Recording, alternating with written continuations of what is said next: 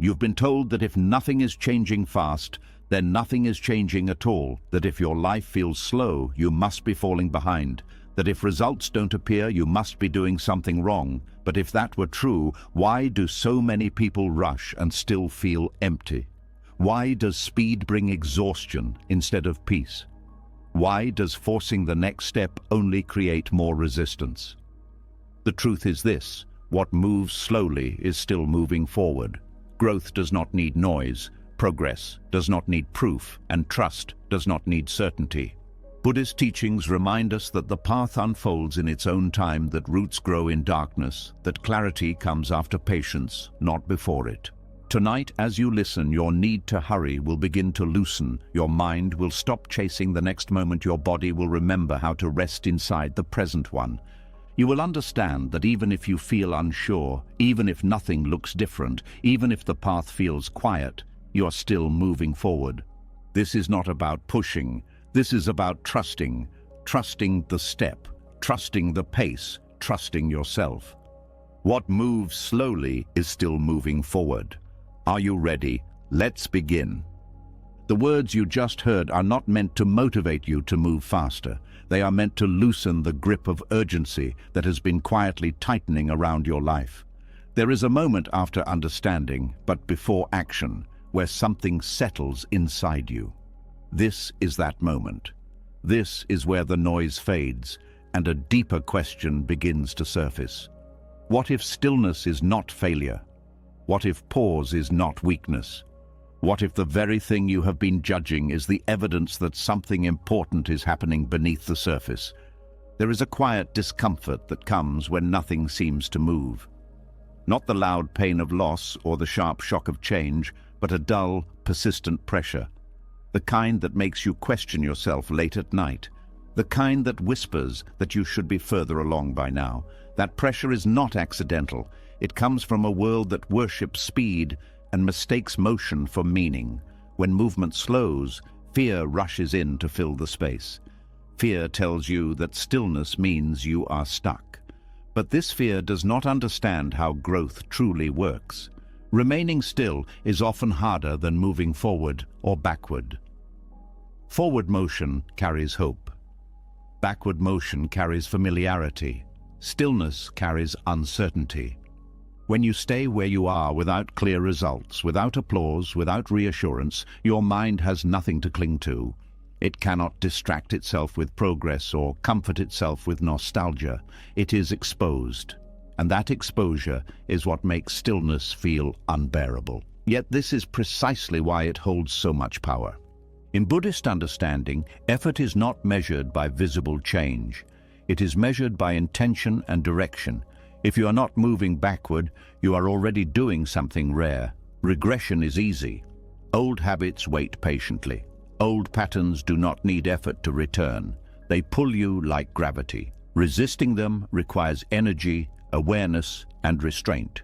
That resistance may look like nothing from the outside, but internally it is active, alive, and demanding.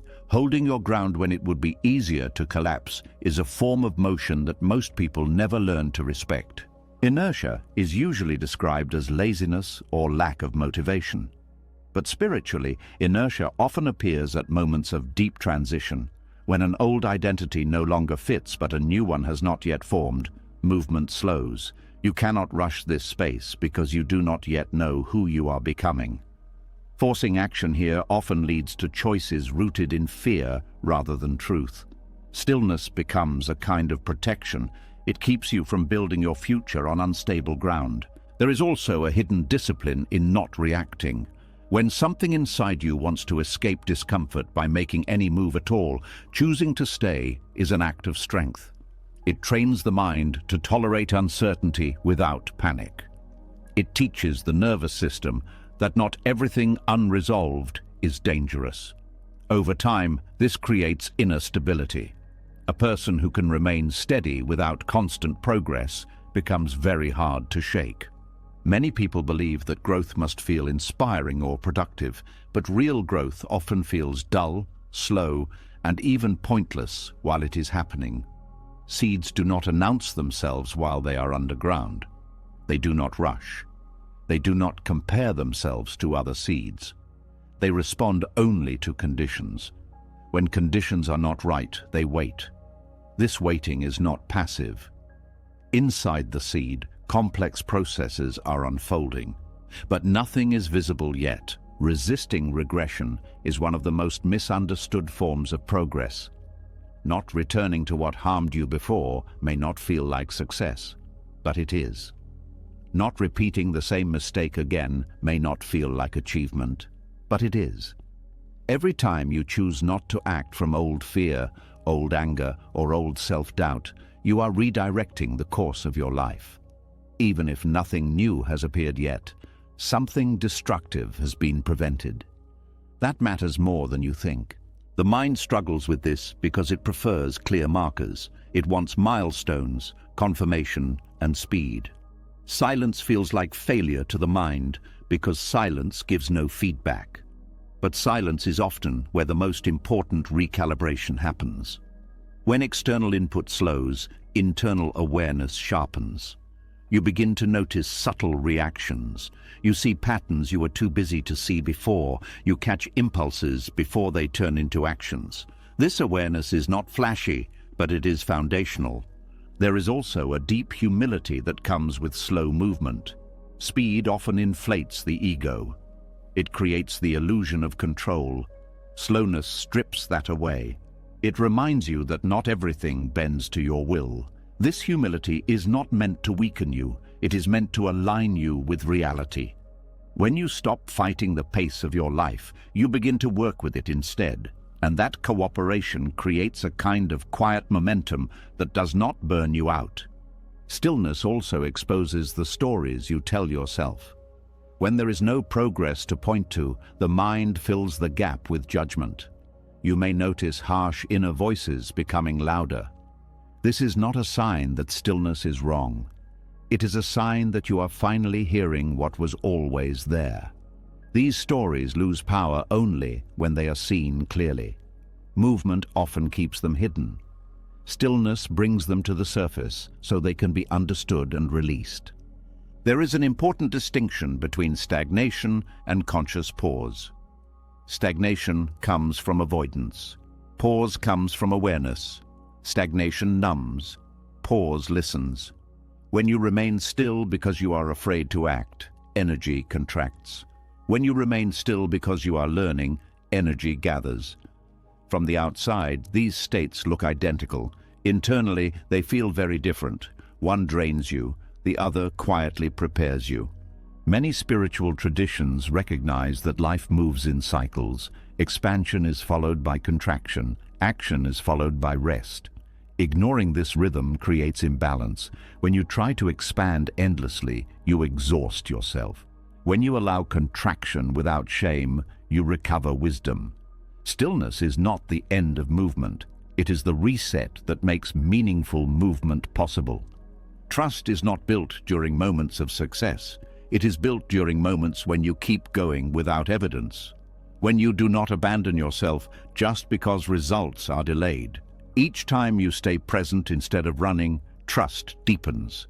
Not trust in outcomes, but trust in your ability to remain steady, regardless of outcomes.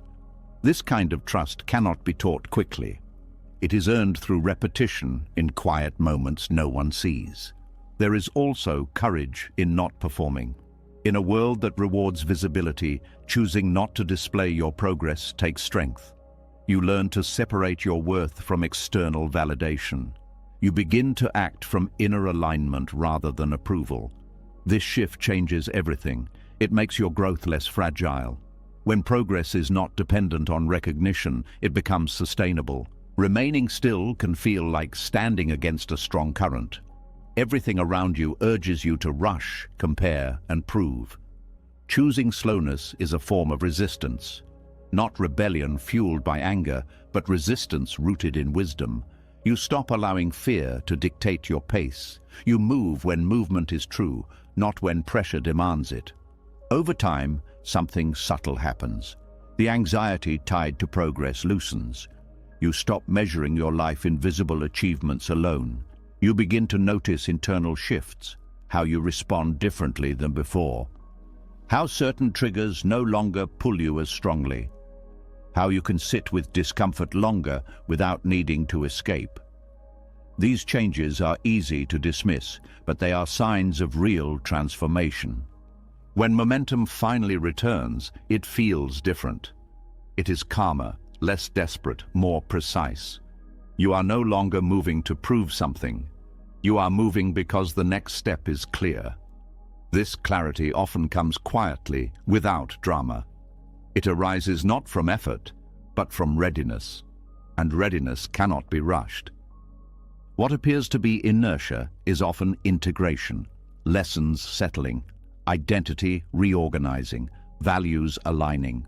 When you respect this process instead of fighting it, you save yourself years of unnecessary struggle. You stop trying to outrun your own becoming. Remaining still does not mean you are doing nothing. It means you are doing something invisible, something essential, something that does not announce itself until it is complete. And when it is, the movement that follows carries a strength that speed alone could never create. This is how forward momentum can exist without visible motion. This is how not falling back becomes a victory. This is how trust begins to replace urgency. And this is how what moves slowly continues, quietly, undeniably forward. What follows grows naturally from that quiet strength you just touched. When movement becomes subtle and patience replaces urgency, something else begins to happen beneath the surface. Effort no longer seeks applause, growth no longer needs proof, and a different kind of progress starts to take shape, one that unfolds far from noise, far from eyes, far from praise. This is where things become real. There is a strange loneliness that comes when you keep going and no one notices. No encouragement, no recognition, no visible reward. Just you, repeating the same small effort day after day. At first, this loneliness can feel discouraging. The mind begins to ask, why you bother? What is the point of effort that leaves no trace? But hidden inside this quiet space is a powerful transformation that rarely happens any other way. When no one is watching, intention changes. Actions lose their performance layer. You stop doing things to be seen and start doing them because they feel right. This shift is subtle, but it rewires motivation at its root. Effort driven by approval is fragile. It collapses when validation disappears. Effort driven by inner alignment becomes stable. It does not depend on feedback to survive. Unseen effort strips away self-deception. When there is no audience, there is no benefit in pretending. You see clearly how much energy you are truly willing to give. You notice when you cut corners. You notice when resistance appears. This honesty is uncomfortable at first, but it is cleansing. It clears intention of false layers and leaves behind something simpler and stronger. There is also a quiet discipline that forms in private effort. Doing the right thing when no one will know trains integrity at a deep level. Over time, your actions begin to match your values more consistently. You stop negotiating with yourself as much. You stop needing external pressure to behave with care. This alignment builds trust within you. Not confidence based on results, but trust based on character. Many people struggle not because they lack ability, but because their effort depends on being witnessed. When praise disappears, motivation collapses. But when you learn to continue without witnesses, you free yourself from this dependency. You become less reactive to attention and less wounded by neglect. This emotional independence creates resilience that cannot be taken away. There is something else happening during unseen progress. The nervous system relaxes. When you are not trying to impress, there is less tension, less self-monitoring, less fear of failure. This relaxed state allows deeper learning.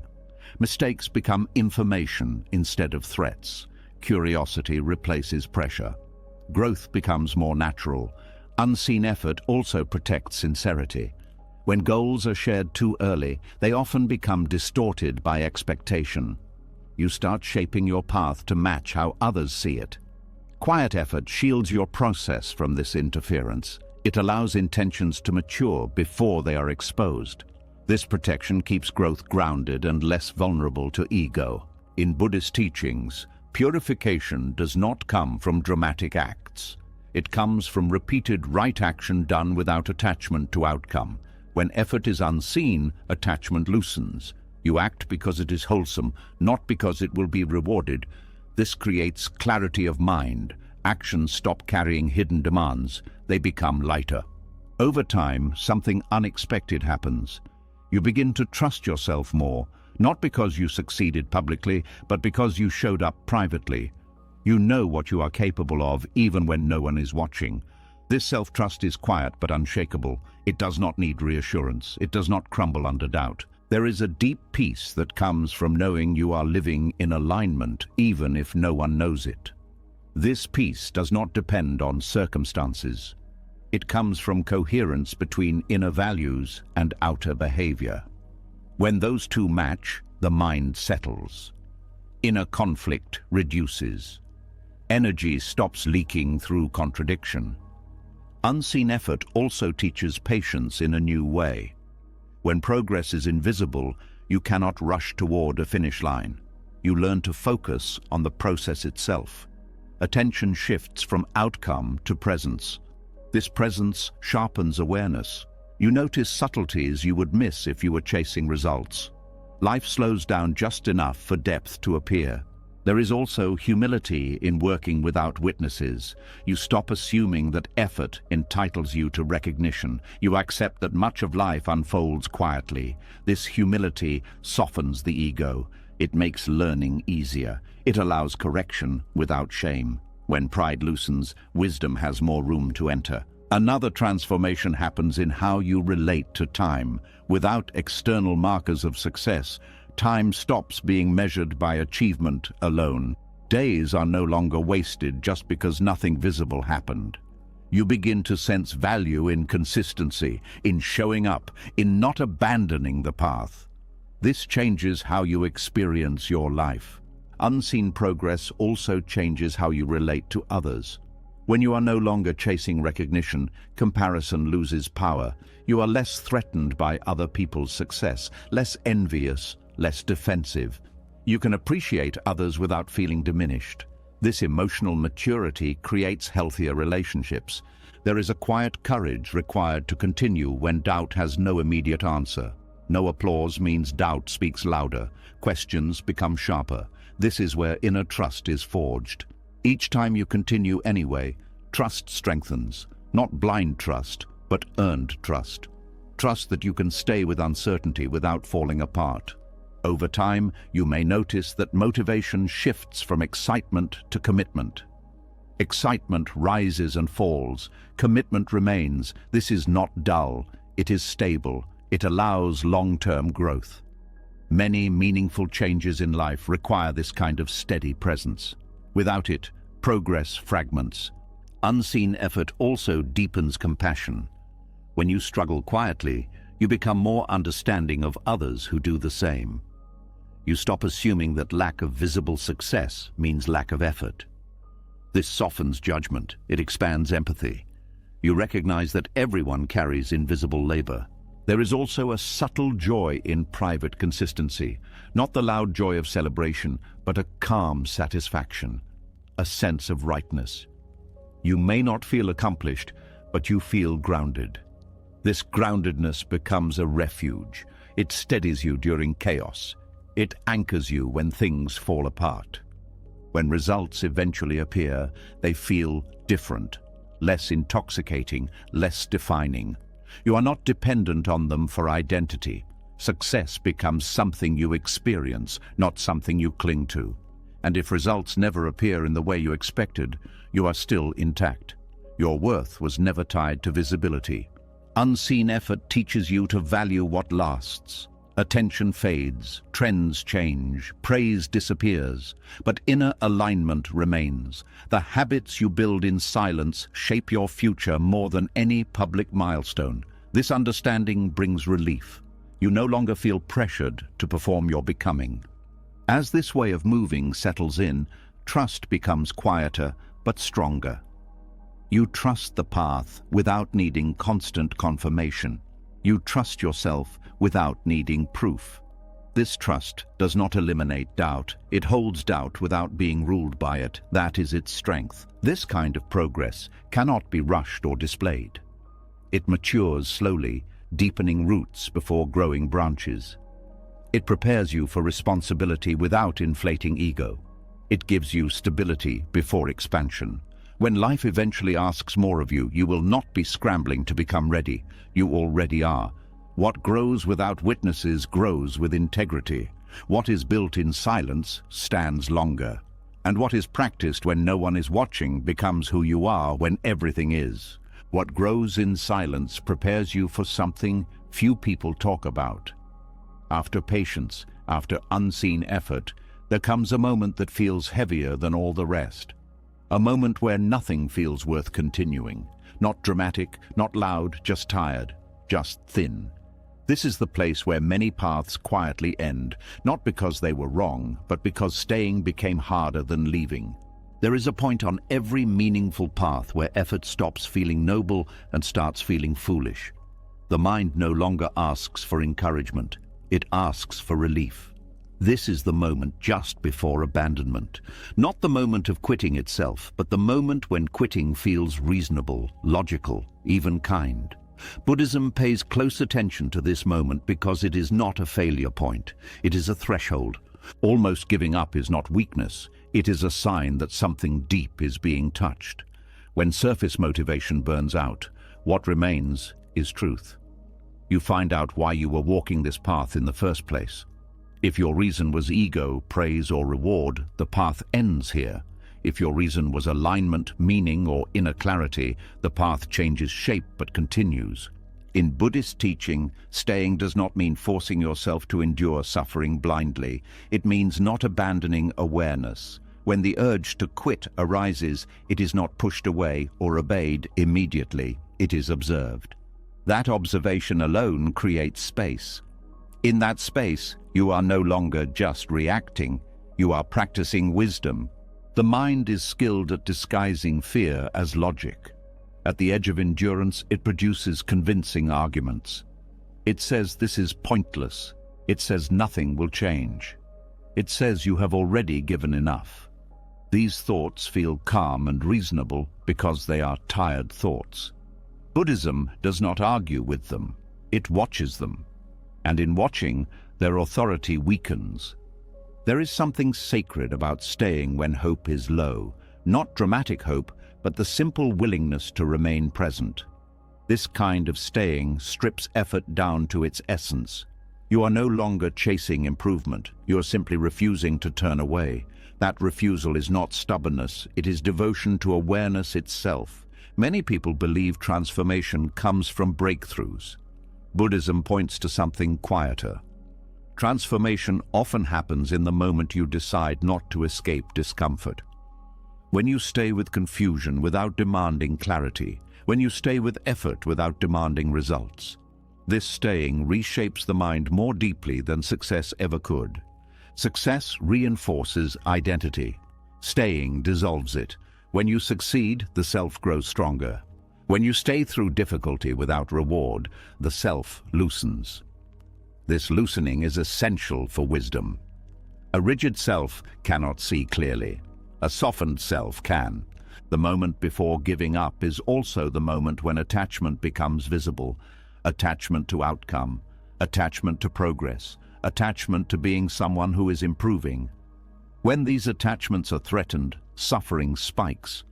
Buddhism teaches that suffering does not mean you are on the wrong path. It often means you are seeing attachment clearly for the first time. Staying does not guarantee external change. That is not its promise.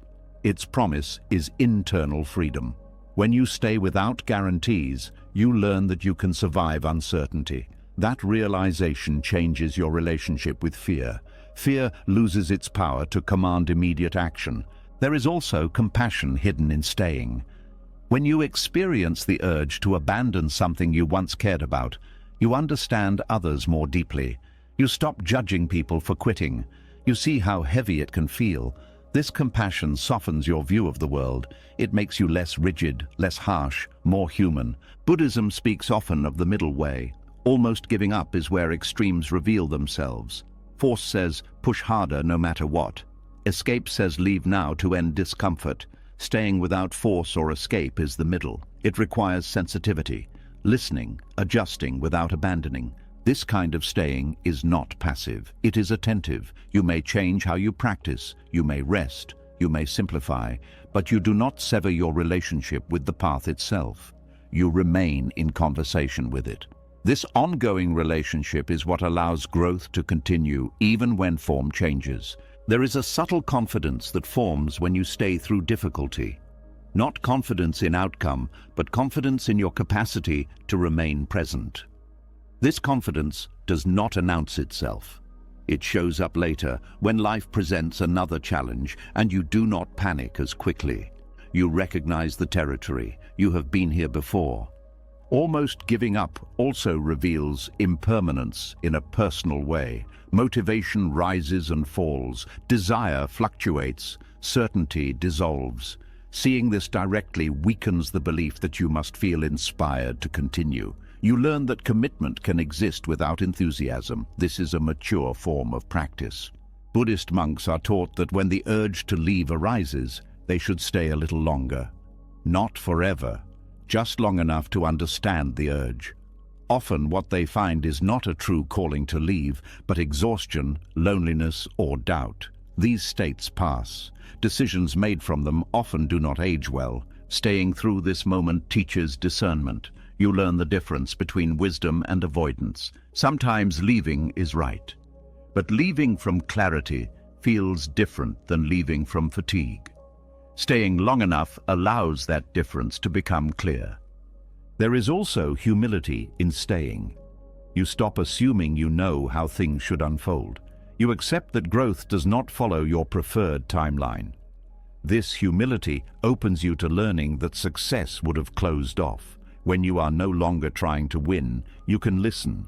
The Dharma does not promise comfort. It promises clarity.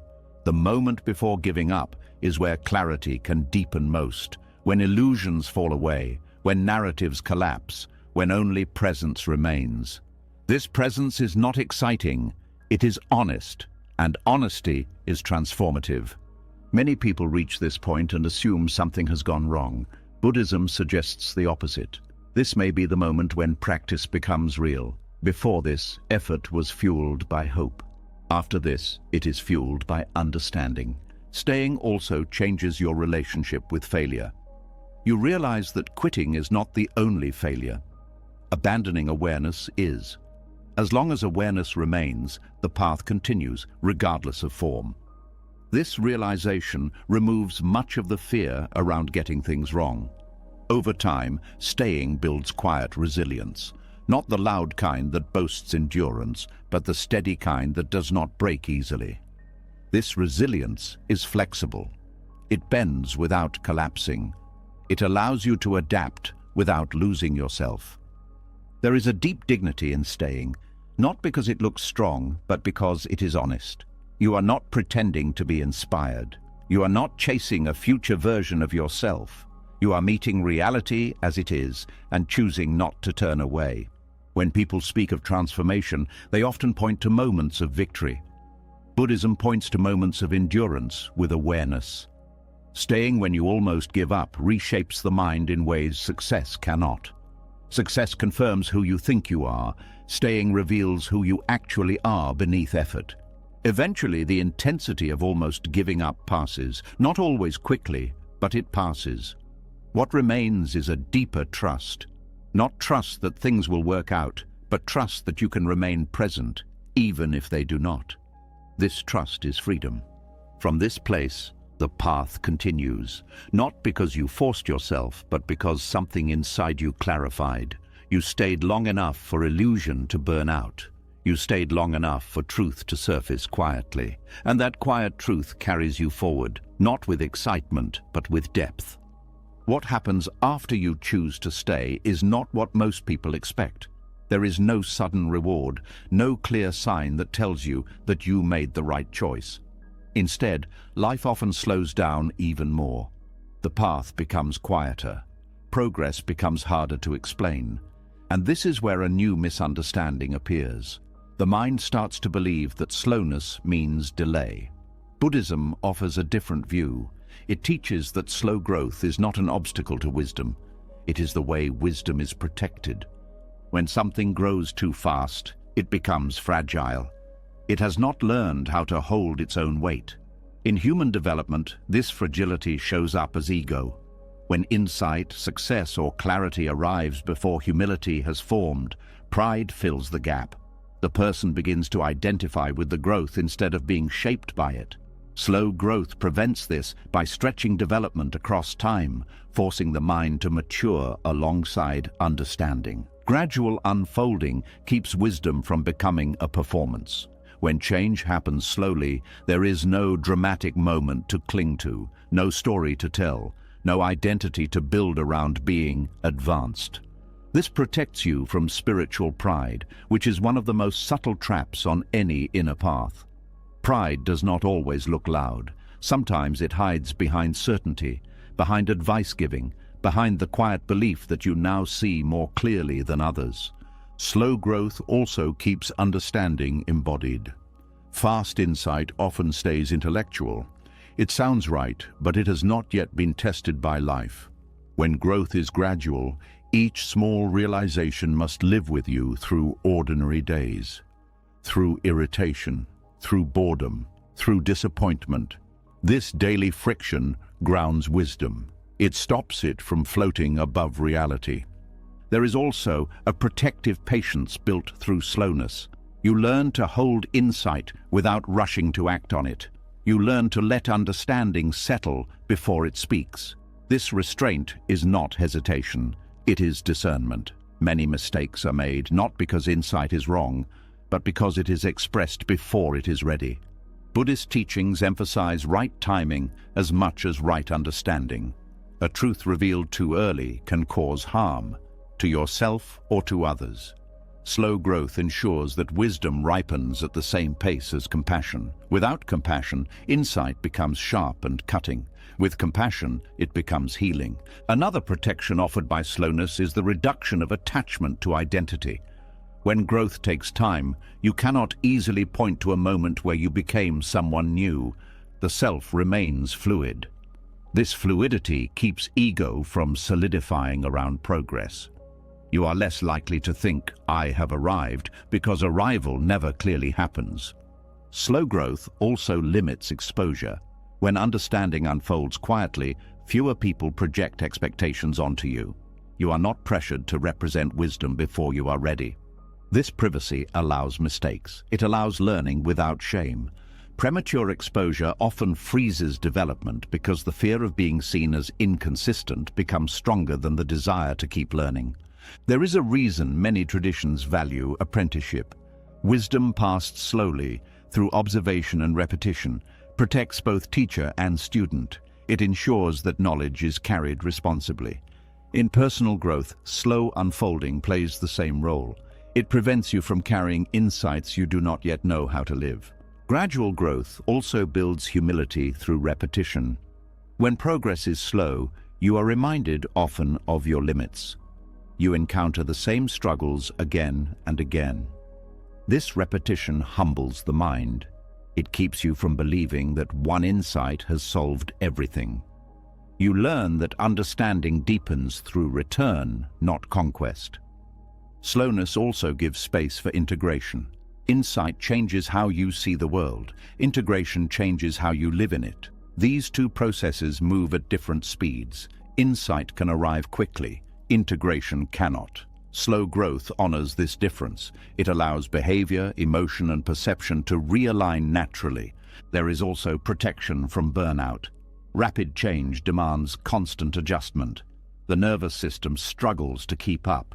Slow growth allows rest between shifts. It gives the body time to adapt. This steadiness preserves energy. It makes long-term practice possible. Another subtle protection is the weakening of comparison. When growth is slow and personal, there is little to compare. You stop measuring yourself against others' timelines. You begin to trust your own rhythm. This trust reduces envy and insecurity. It allows focus to return inward. Slow growth also reveals motivation clearly. When progress is delayed, false reasons fall away. If you were growing for recognition, impatience will expose it. If you were growing for escape, frustration will reveal it. What remains is a simpler intention, one that can endure. There is also a deep safety in being underestimated. When growth is quiet, you are not burdened by expectations. You are free to experiment, to fail, to change your mind. This freedom is rare and precious. It allows authenticity to survive. Buddhism does not see wisdom as something to display. It sees it as something to live. Slow growth aligns with this view. It ensures that understanding becomes behavior, not belief. That clarity becomes kindness, not certainty. Gradual unfolding also builds patience with others. When your own growth takes time, you stop expecting quick change from those around you. This patience improves relationships. It softens judgment. It creates space for connection rather than correction. There is also a protection from spiritual bypassing. Fast growth can skip over unresolved pain. Slow growth does not allow this. It brings unresolved patterns back again and again until they are met. This meeting is uncomfortable, but it prevents false peace. Slow growth teaches respect for complexity. You stop looking for simple answers. You accept that understanding deepens through layers. This respect keeps you curious. It prevents rigidity. It allows learning to continue. Over time, slow growth creates a kind of quiet confidence. Not confidence that you are right, but confidence that you are learning.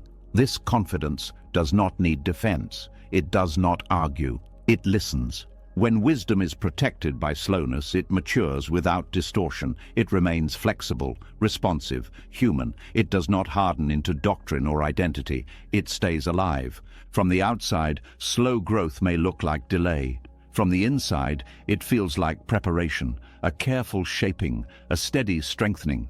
It keeps you from becoming something you cannot yet carry. And when the time comes for clarity to express itself, it does so gently, without urgency, without pride, without the need to be seen. What unfolds then is not rushed growth, but rooted presence. Not a sudden leap, but a natural step forward, taken at exactly the pace that keeps wisdom whole.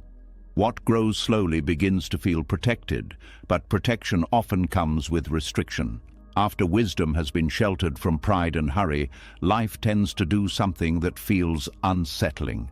Options reduce, energy funnels. The wide road quietly closes, and what remains feels narrow, specific, and demanding. This narrowing is rarely explained. It simply happens, and many people mistake it for loss, when in truth it is preparation for clarity. There are seasons when life feels open, many choices, many directions, many identities you could step into. This openness feels freeing, but it is also distracting.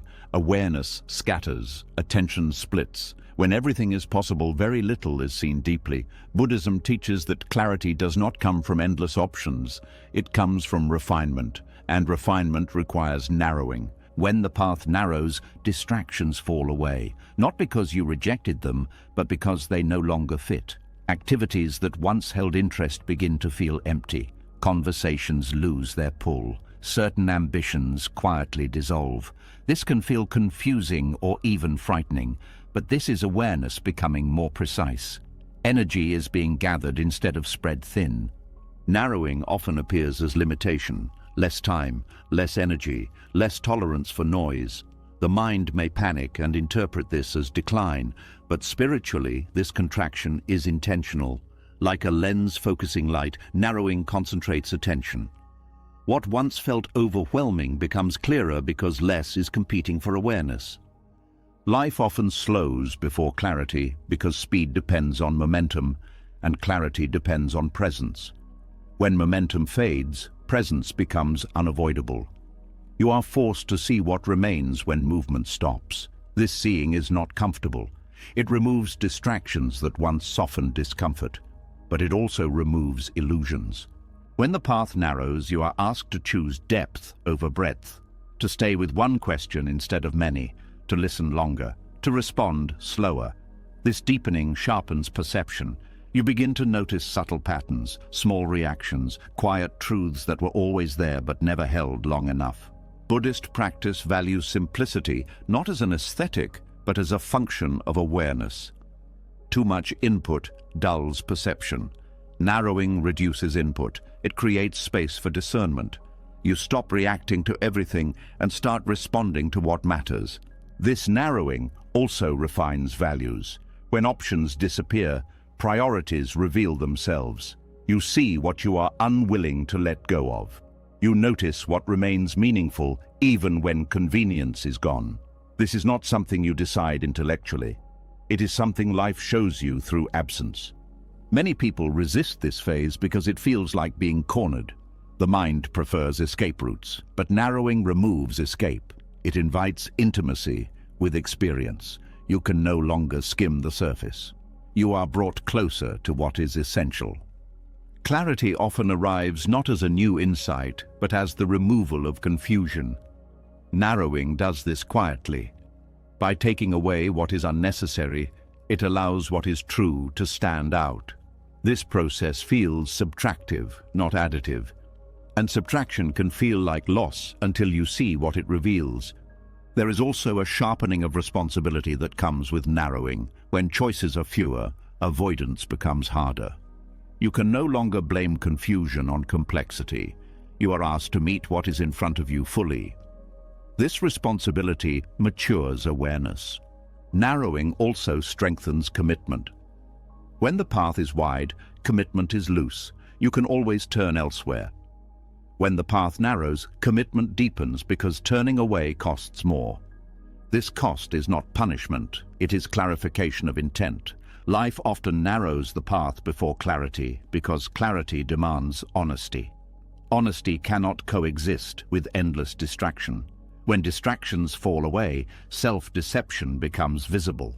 You see what you have been avoiding. This seeing is uncomfortable, but it is cleansing.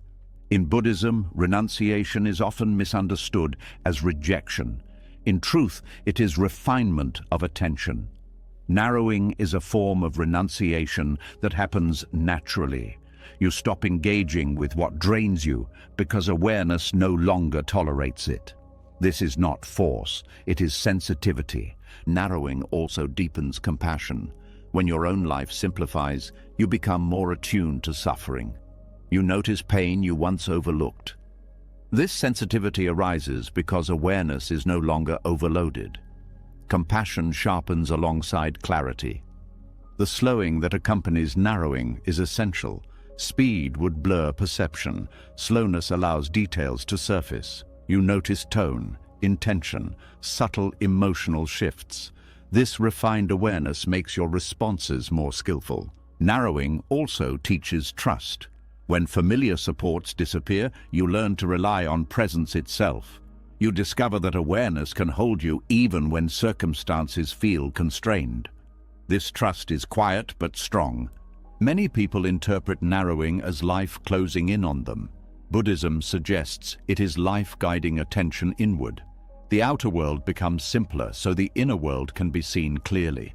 This inward turn is not withdrawal, it is alignment. Clarity that emerges from narrowing is different from clarity achieved through analysis. It is embodied, felt. You do not argue for it, you recognize it. It carries a sense of inevitability, not urgency, but rightness. Narrowing also reveals what you are ready for. Certain opportunities disappear because they no longer match your depth. This can feel disappointing, but it is protective. It prevents you from dispersing energy needed for what is next. As awareness refines, choices become simpler. Not because life is simpler, but because you see more clearly. You know what to say no to. You know what deserves care. This simplicity reduces inner conflict. The path narrows on purpose to teach you how to walk it fully. Wide paths encourage wandering. Narrow paths require presence. Each step matters. Each movement is felt. This attention transforms walking into practice. Eventually, clarity emerges not as certainty, but as steadiness. You stop needing many answers. One direction becomes enough. not because it promises success, but because it feels true. This clarity does not shout, it settles. It brings a quiet confidence. You are no longer pulled in many directions. Awareness stands firm. Narrowing is not permanent. It is a phase, but the clarity it brings remains. Once awareness has been refined, even when life widens again, you do not lose what you learned.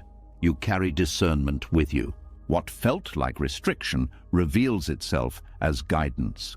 What felt like slowing reveals itself as focusing, and what felt like loss reveals itself as preparation. When the path narrows, life is not taking something away to punish you. It is removing what you no longer need so that what truly matters can finally be seen. When the path narrows long enough, something quiet becomes unavoidable.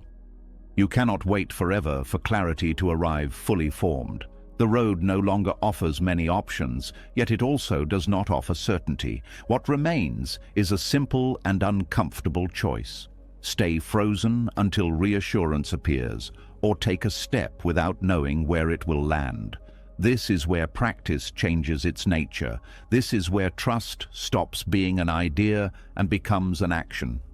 There is a deep habit in the human mind that looks for guarantees before it moves. Proof, signs, validation. Something external that says yes, now is safe. When life was wide, you could delay movement and still feel alive. But on a narrow path, stillness without awareness turns into stagnation. At this stage, movement is required, but certainty is no longer available.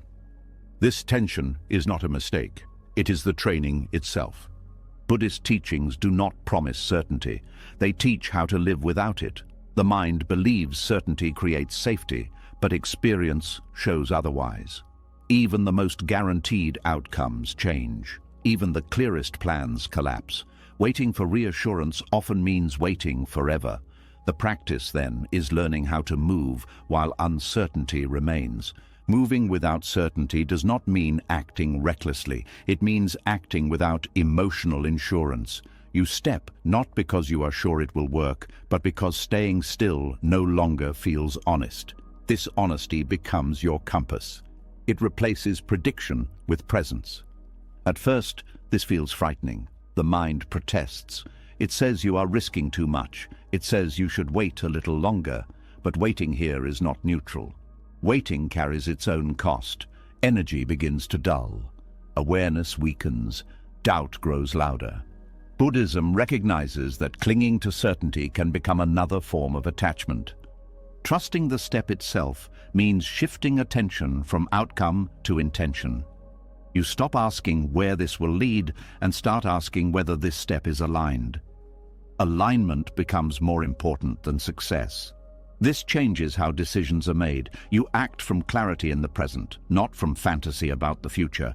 This kind of movement is slow by necessity. Each step is felt. You cannot rush because there is no script to follow. This slowness sharpens awareness. You notice hesitation. You notice impulse. You notice fear trying to disguise itself as logic. Each step becomes a moment of practice. Moving without certainty also humbles the ego. The ego likes to know. It likes to appear confident. Acting without guarantees exposes vulnerability. You may have to admit you do not know what you are doing. This admission is not weakness. It is honesty. And honesty keeps learning alive. There is also a quiet courage required here. Not the dramatic courage of bold declarations, but the steady courage of continuing without applause or confirmation. You may not feel brave. You may feel unsure. Courage here is not a feeling. It is a choice to proceed gently despite uncertainty. Buddhism teaches that clinging to outcomes creates suffering. Moving without certainty loosens this clinging. You act, but you release the demand that things unfold a certain way. This release does not make you passive. It makes you flexible. You adjust without collapsing. There is a subtle freedom in this practice. When you stop needing reassurance, fewer things can control you. Fear loses leverage. External opinion loses power. You are no longer waiting for permission to live in alignment. This independence is not isolation, it is inner stability. Moving without certainty also deepens presence. When you cannot rely on future outcomes, attention returns to the step itself, how it feels, what it requires. Presence becomes practical, not philosophical. You are here because here is all you can work with. This practice also reveals how often the mind seeks signs to avoid responsibility. If a sign tells you what to do, you are not accountable. When signs are absent, responsibility returns to you. This can feel heavy, but it is also empowering. You learn to trust your capacity to choose wisely, even without guarantees. There is also learning in mistakes made without certainty. When you act from alignment rather than prediction, mistakes become feedback instead of failure. You learn faster because you are not defending an identity built on being right. This openness accelerates wisdom in ways certainty never could. Moving without certainty strengthens intuition. Not mystical intuition, but the quiet sensitivity to what feels right in the body and mind. This sensitivity grows through use. The more you listen, the clearer it becomes. Certainty would dull this sensitivity. Uncertainty sharpens it. This practice also reduces anxiety over time. Anxiety feeds on imagined futures. When you act without certainty, you stop rehearsing futures you cannot control. Attention returns to what is actually happening. The nervous system slowly learns that uncertainty is survivable. There is also a deep respect for impermanence here.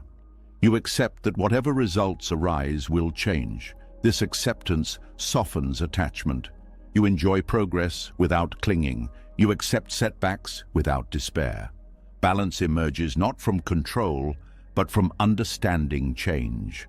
Moving without certainty also changes how you relate to others. You stop expecting them to provide reassurance you cannot give yourself. Relationships become less dependent and more genuine. You share uncertainty instead of hiding it. This honesty deepens connection. This practice teaches patience in action. You move, but you do not force. You respond, but you do not rush. You allow consequences to unfold without interference. This patience keeps action clean. It prevents panic-driven decisions. There is also a subtle joy that appears. Not excitement, but a quiet satisfaction. You are living truthfully. You are no longer waiting for life to start once everything makes sense. Life is happening now, step by step, without a map. Over time, trust shifts. You stop trusting outcomes and start trusting process. You trust that awareness will guide the next step when it arrives. This trust is earned, not assumed. Each step without certainty that does not destroy you builds confidence. Buddhism often speaks of walking the path without knowing the destination. This is not poetic exaggeration, it is a practical instruction. The destination changes as you change. Fixating on it limits growth. Trusting the step allows evolution. Moving without certainty also dissolves regret. When choices are made from presence rather than fear, even mistakes carry less bitterness. You know you acted honestly with what you had. This self-respect softens hindsight. As this practice deepens, uncertainty becomes less threatening. It becomes familiar terrain. You recognize its textures. You know how to breathe inside it. You know how to move slowly through it without freezing. Eventually, you realize that certainty was never the source of safety. Presence was, awareness was, the ability to respond wisely in real time was.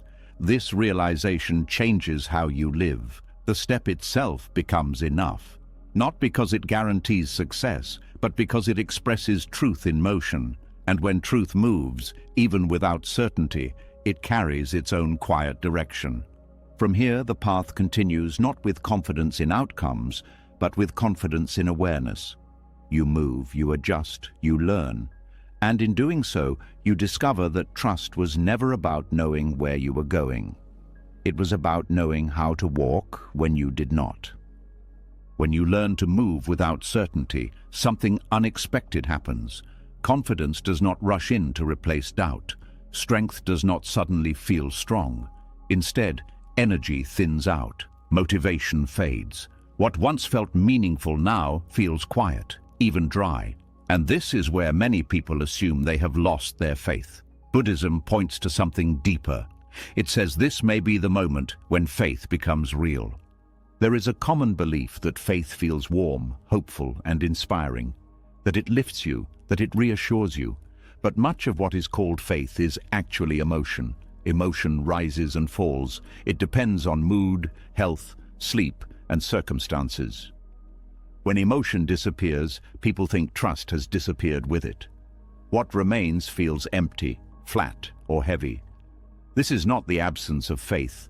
This is faith stripped of feeling.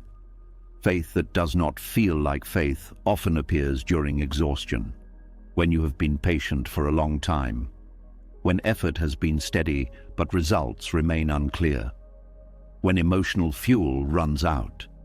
At this stage, continuing does not feel noble or spiritual. It feels mechanical, ordinary, sometimes pointless, and yet something keeps you from quitting entirely. That something is quiet trust. This trust does not speak in encouraging words. It does not promise outcomes. It does not protect you from doubt. It simply keeps you oriented. You still show up. You still choose not to turn away. You still act with care even when you feel nothing. Buddhism recognizes this as a mature form of faith, one that does not depend on inspiration. Doubt often gets a bad reputation, but doubt is not the opposite of faith. Indifference is. Doubt asks questions. It examines. It tests. When faith exists beneath doubt, it allows doubt to pass through without collapse. You do not need to silence doubt to continue. You learn to carry it. Emotional dryness is especially confusing. Practices that once felt nourishing now feel empty. Teachings that once resonated now feel distant.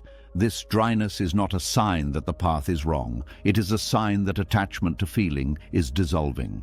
Buddhism teaches that relying on pleasant states creates dependency. Dryness breaks that dependency. When faith no longer feels good, intention becomes clearer. You are no longer practicing because it soothes you. You are practicing because it aligns you.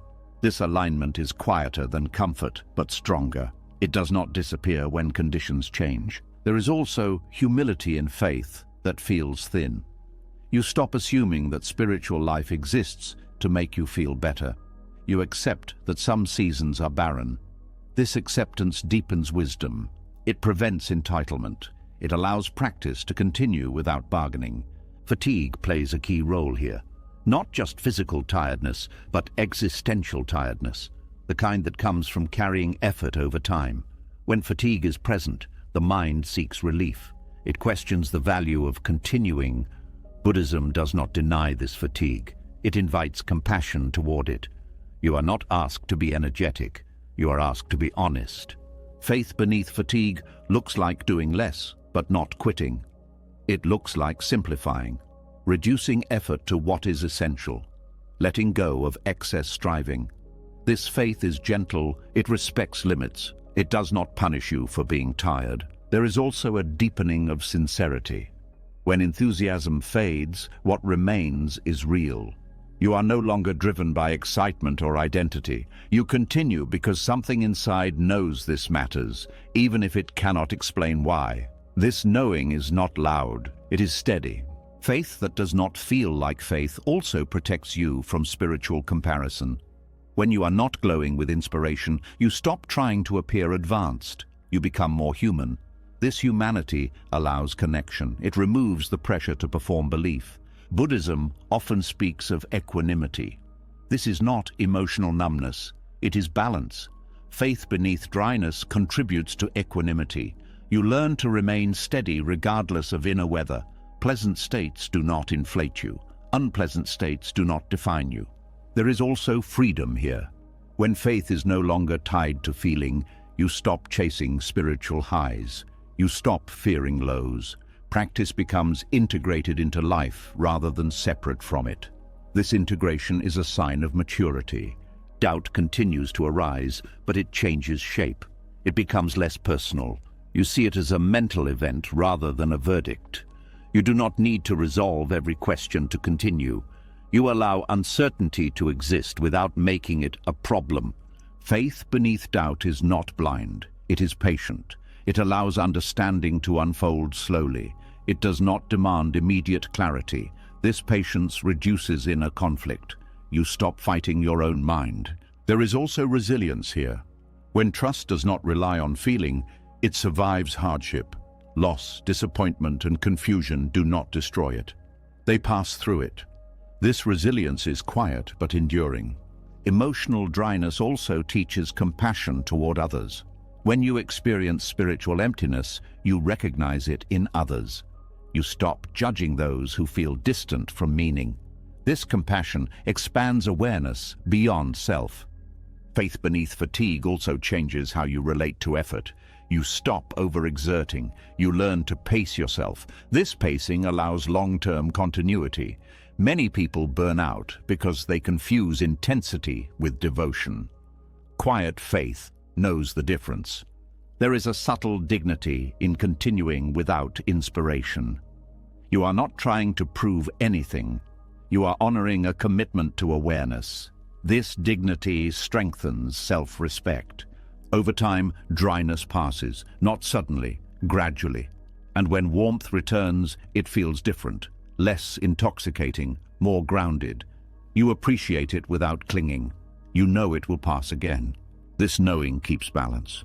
Faith that does not feel like faith also teaches trust in process. You learn that meaning is not always felt. Sometimes it is lived first and felt later. This reverses the usual order. You act before you feel certain. You feel aligned before you feel inspired. This kind of faith is invisible. Others may not recognize it. Even you may doubt it exists. But it shows itself through consistency, through restraint, through kindness that persists without reward. Buddhism does not ask you to feel faithful. It asks you to remain aware. Awareness continues regardless of emotion. When awareness continues, faith is present, even if it feels absent. As you move through this phase, something settles. You stop asking whether you believe enough. You stop measuring devotion by emotion. You simply continue, and in that continuation, trust deepens without announcing itself. Faith beneath doubt, fatigue, and dryness is not dramatic. It is ordinary. And because it is ordinary, it lasts. It becomes part of how you live rather than something you feel. From here, trust no longer needs to prove itself. It does not need to be named. It functions quietly, guiding you through days that feel empty and days that feel full, without clinging to either. And this quiet trust carries you forward, not by lifting you, but by holding you steady when nothing else does. When faith no longer feels warm and trust continues quietly, the mind does not relax. It looks for proof, it looks for movement, and when it finds silence instead, it begins to worry. This is where another misunderstanding takes hold. The mind starts to believe that nothing happening means something has gone wrong. Silence becomes suspicious, stillness feels like failure, and without noticing, worth becomes tied to noise. The mind is trained by repetition. From early on, it learns that activity is praised and quiet is questioned. Effort is celebrated when it is visible. Progress is validated when it is measurable. Over time, this conditioning becomes automatic. When the mind does not hear its own noise, it assumes it has stopped working. When there is no inner commentary, it assumes something is missing. Mental noise creates a sense of movement even when nothing meaningful is happening. Thoughts jump, plans form, worries cycle.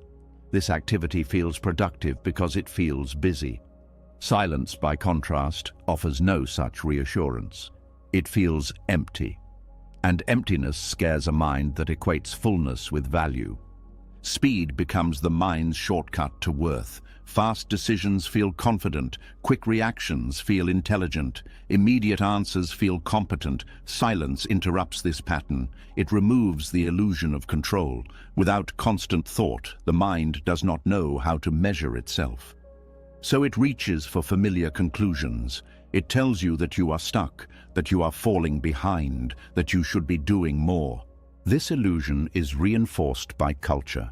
Everything around you rewards speed, faster responses, faster growth, faster results.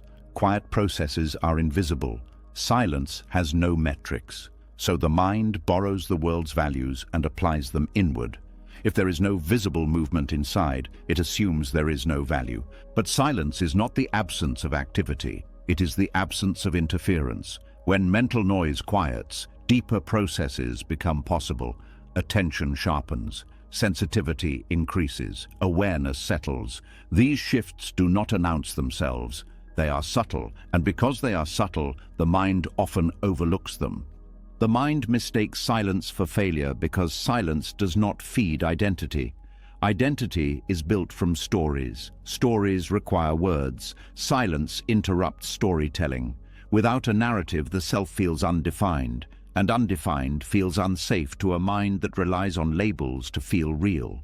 There is also a fear of being left behind. When silence slows you down, comparison becomes uncomfortable. Others appear to be moving, achieving, speaking, posting, producing. Silence creates the impression that you are out of sync. The mind interprets this as danger. It urges you to rejoin the noise, to prove relevance. Buddhism recognizes this pattern as attachment to becoming. The mind wants to become something, to improve, to advance. Silence pauses this project.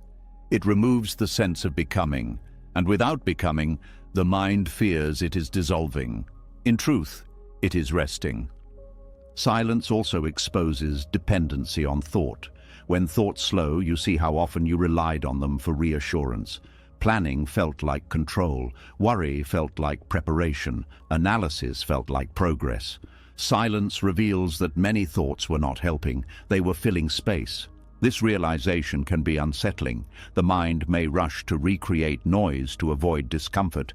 It may invent problems, revisit old concerns, generate urgency, all to avoid the vulnerability of quiet.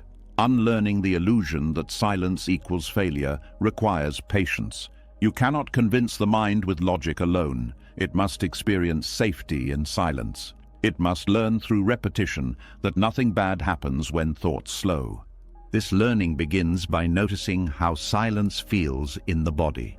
Often silence brings a subtle relaxation. Muscles soften, breathing deepens. This physical response is evidence that silence is not harmful.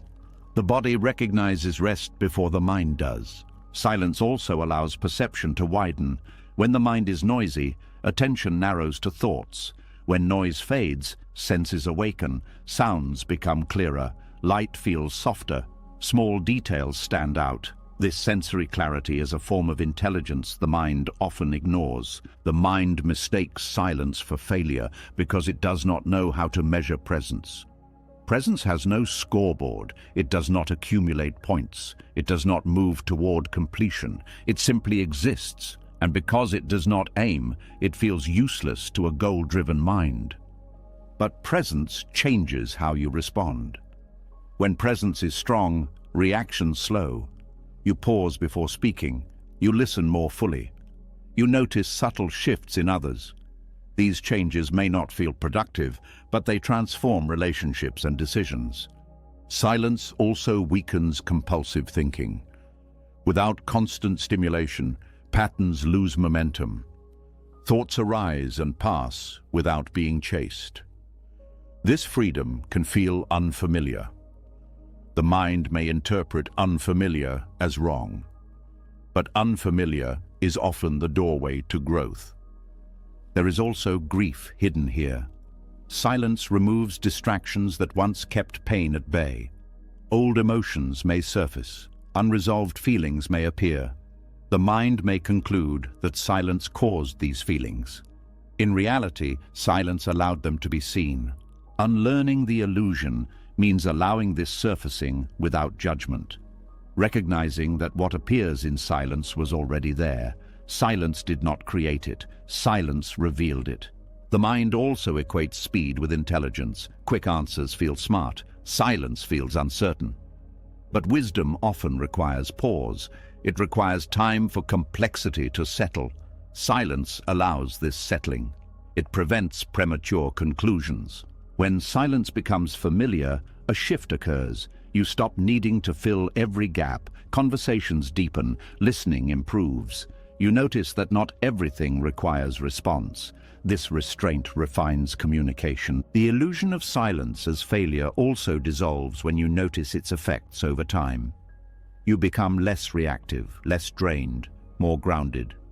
These changes are cumulative. They do not appear all at once, but they are unmistakable. Silence also teaches patience with not knowing. You stop demanding immediate understanding. You allow questions to remain open. This openness invites insight that force would block. The mind fears silence because it cannot predict it. Silence does not follow linear rules. It unfolds organically. This unpredictability threatens control, but letting go of control reveals adaptability. There is also a deeper worth discovered in silence, worth that is not earned through effort, worth that exists without achievement. This worth is unsettling at first because it contradicts conditioning, but once felt, it becomes grounding. Unlearning the illusion requires repeated exposure, sitting with silence, walking in silence, allowing pauses. Each time the mind protests less, it learns that silence does not erase you, it clarifies you. Over time, silence stops feeling empty. It feels spacious. It becomes a place of refuge rather than threat. You return to it not because you failed, but because you recognize its value. The mind still tries to equate speed with worth. That habit does not disappear overnight, but awareness loosens its grip. You see the pattern without obeying it. This seeing is freedom. Silence then becomes a teacher.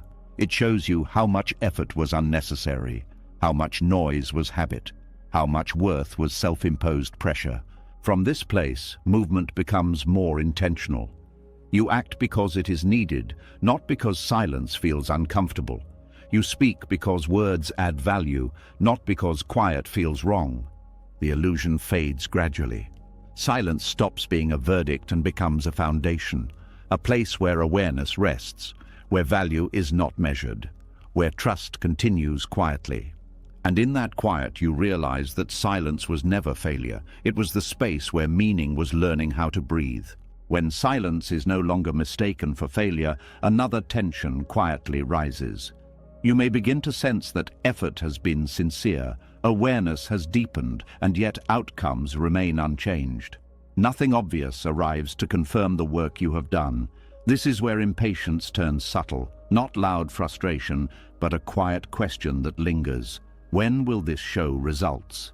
Buddhism meets this question with a teaching that unsettles the modern mind. Karma ripens in its own time, not yours. There is a deep human habit of tying effort to schedule. You do something good and expect something good back soon. You practice patience and expect peace to arrive on cue. You change behavior and expect life to respond accordingly. This expectation feels reasonable, but it is not how causes unfold. Karmic ripening does not follow clocks, calendars, or emotional readiness. It follows conditions. Karma in Buddhism is not fate. It is not reward or punishment. It is cause and effect unfolding through layers of influence. Each action plants a seed, but seeds do not sprout the moment they are planted. They wait for soil, water, temperature, and time. Many of these conditions are outside your control. The mind struggles with this lack of authority. It wants timelines. Karma does not offer them. When results do not appear, the mind often assumes effort was wasted. This assumption creates unnecessary suffering. Buddhism teaches that unseen ripening is still ripening. Just because effects are delayed does not mean causes are inactive. Much of karma works invisibly, adjusting internal conditions before external ones change. Human timelines are shaped by desire. We want relief now. We want clarity now. We want confirmation now. But desire itself becomes an obstacle when it demands immediacy. It narrows perception. It blinds you to subtle shifts. It makes you overlook small changes because they are not dramatic enough. Karmic ripening often begins internally, a softer reaction, a slower impulse, a different choice made quietly. These changes may not alter circumstances immediately, but they alter trajectory. Over time, trajectories matter more than moments. There is also the accumulation of old causes. Present experience is shaped by countless past actions, many forgotten. Expecting new effort to override all previous conditions instantly is unrealistic. Buddhism encourages patience not as resignation, but as realism. Surrender plays a crucial role here. Not surrender as giving up, but surrender as releasing the demand to control timing. When you surrender timelines, tension loosens. You stop gripping the future. Energy returns to the present. Peace begins to replace strain. Surrender also restores trust in process.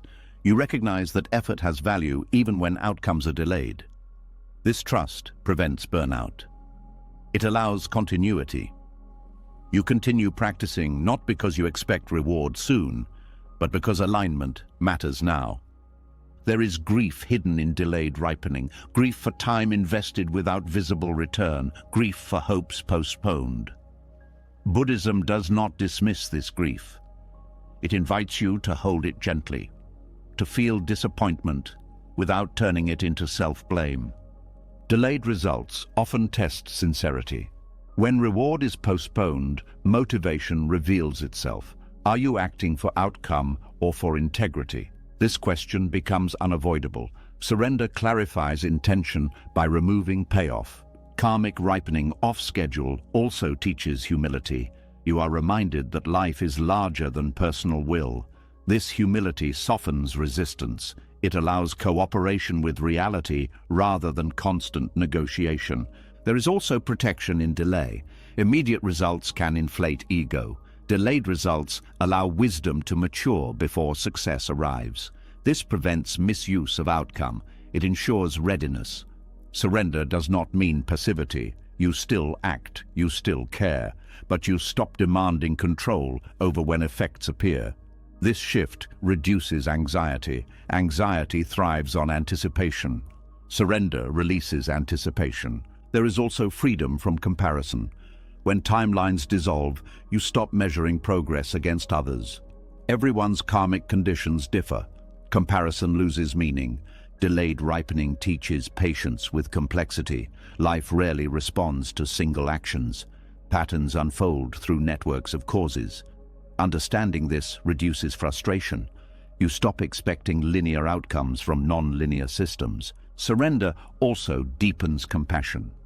When you see how long change takes, you judge others less harshly. You recognize that effort may be happening beneath the surface. This compassion extends inward as well. Karmic delay invites presence. When future payoff is uncertain, attention returns to what can be done now. This presence reduces suffering created by expectation. There is also resilience built here. When peace does not depend on immediate results, it becomes more stable. You learn to endure uncertainty without collapsing. Surrender restores peace because it removes the struggle against time. Time is not an enemy, it is a condition. Fighting it drains energy. Accepting it frees energy. Delayed results often carry deeper lessons. You may be learning restraint, humility, or endurance rather than success.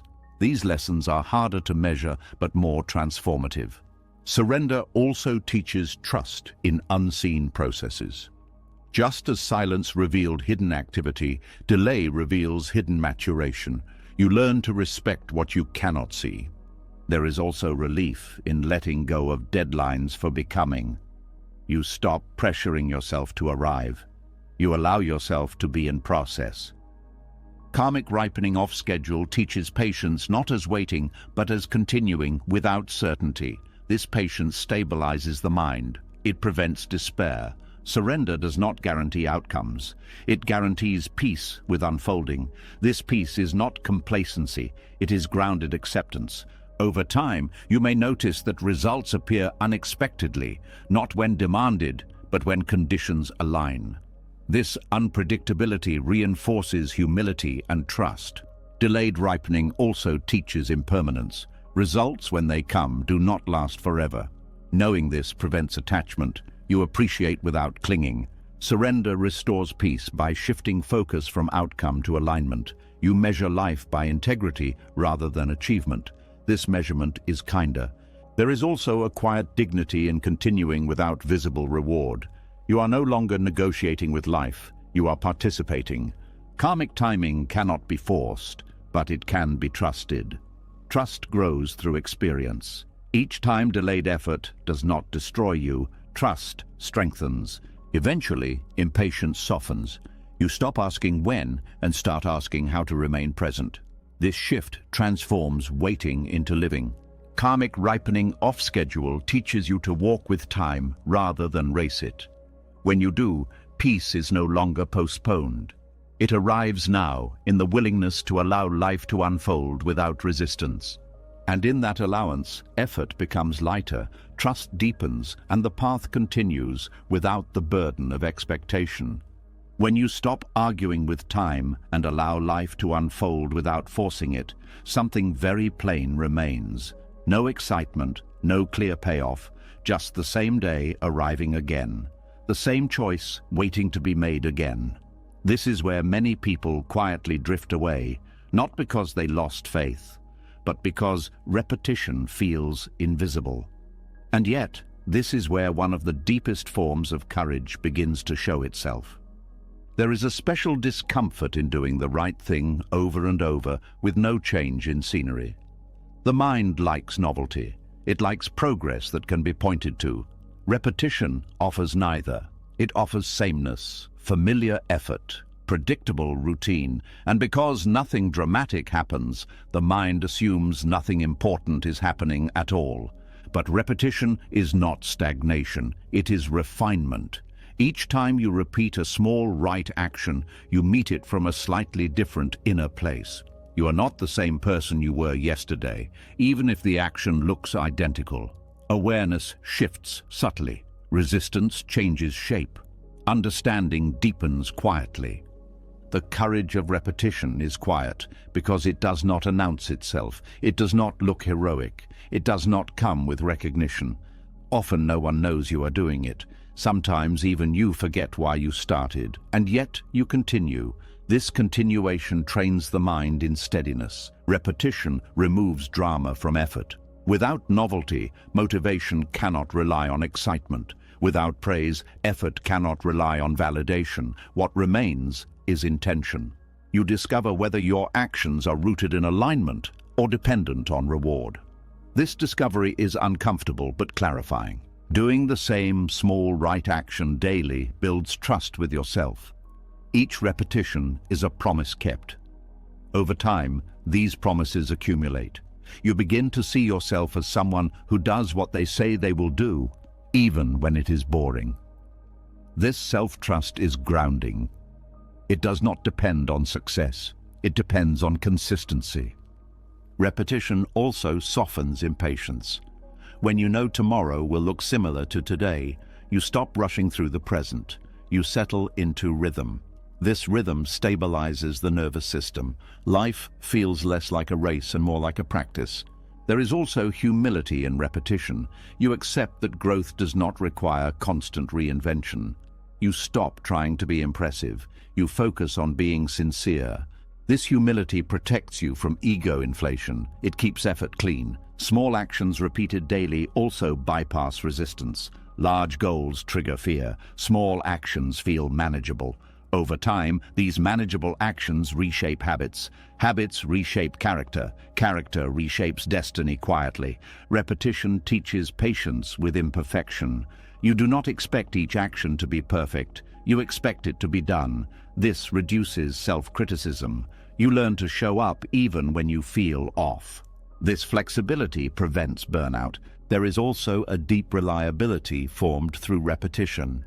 Life becomes less chaotic because certain anchors remain.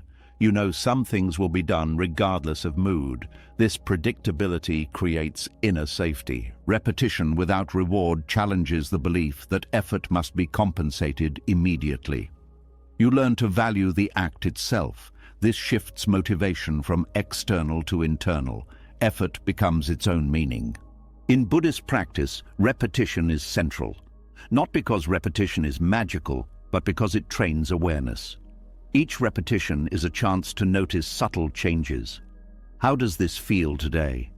Where does resistance arise? What has softened? These observations deepen insight. Repetition also reveals attachment. On days when repetition feels unbearable, you see what you were hoping to get from it. Recognition, relief, transformation. Seeing this attachment allows it to loosen. There is also courage in facing boredom honestly. Boredom is often a sign that the mind wants stimulation, not that the action lacks value. Staying present through boredom strengthens attention. Attention becomes less dependent on excitement. Repetition builds quiet confidence. You stop doubting whether you are capable of long-term effort. You know you can continue even when enthusiasm fades. This confidence is stable because it is earned. Daily repetition also creates momentum without urgency. You move forward steadily without pressure. This steadiness outlasts bursts of motivation. It supports sustainable growth. There is also compassion in repetition. When you repeat kindness, patience, or restraint daily, these qualities become natural. They stop feeling forced. They become part of how you respond. Repetition teaches respect for process. You stop looking for shortcuts. You understand that depth comes from return. This respect reduces frustration. There is also a quiet joy that appears over time. Not excitement, but familiarity. A sense of belonging to your own life.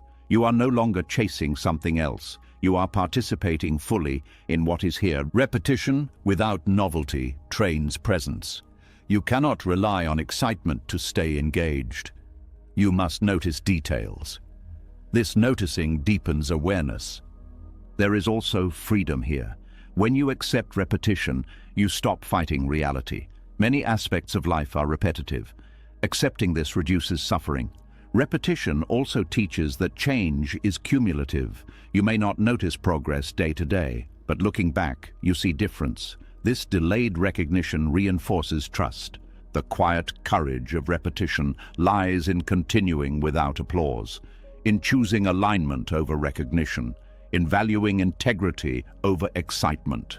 Over time, repetition shapes identity. You become someone who practices, someone who shows up, someone who does not abandon effort because it is ordinary. This courage is not loud. It does not need to be seen. It carries you forward gently, day after day, building something durable beneath the surface. And as this steadiness settles, the path continues not with urgency, but with reliability. You walk not because it is thrilling, but because it is true. When repetition settles into your life and effort becomes steady rather than dramatic, another truth quietly reveals itself. Some things do not heal quickly, no matter how patiently you show up. Some wounds resist schedules, discipline, and good intentions, and this is where a deeper lesson begins. Not about fixing, not about progress, but about what slow healing gives you that fast healing never can. There is a special kind of frustration that comes from long recovery. Not the sharp pain of injury, but the dull ache of time passing without resolution. You do the work, you rest, you try again, and still the weight remains. Many people interpret this as failure. Buddhism sees it as education. Slow healing teaches in ways comfort cannot. Quick recovery often bypasses understanding. When pain leaves fast, it leaves little trace. You return to life unchanged, but when struggle stays, it reshapes perception. You become intimate with limitation. You learn what it feels like to carry something unresolved. This familiarity opens the heart. Prolonged struggle softens judgment. When you live with pain, impatience fades. You stop expecting others to be fine on demand. You recognize that effort does not always equal relief. This recognition deepens empathy naturally without effort. Slow healing also dissolves the illusion of control. You realize that not everything responds to willpower. This humility changes how you relate to others. You stop offering quick solutions. You listen more. You respect the complexity of suffering.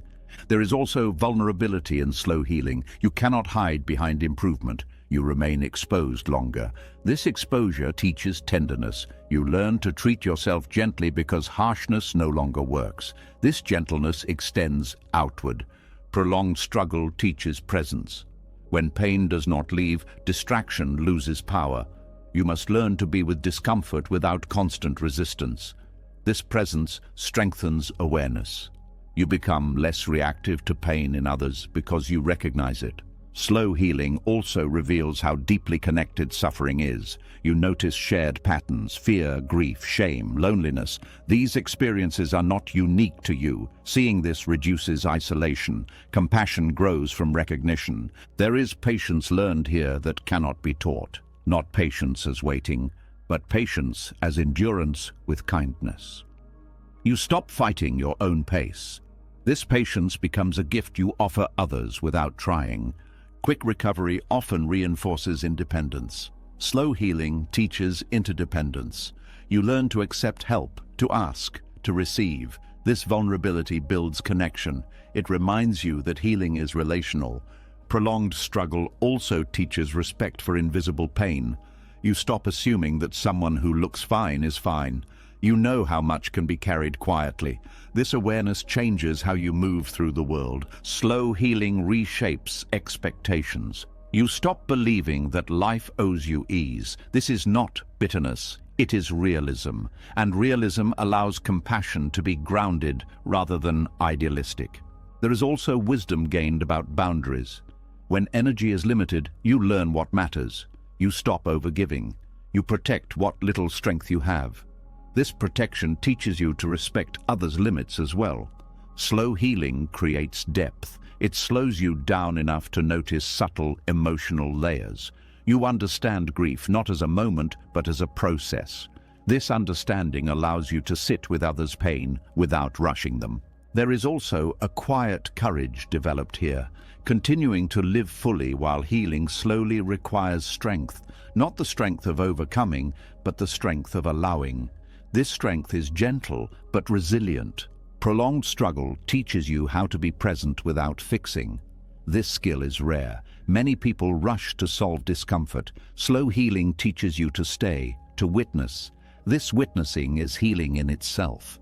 Slow healing also reveals the difference between sympathy and compassion. Sympathy stays outside pain.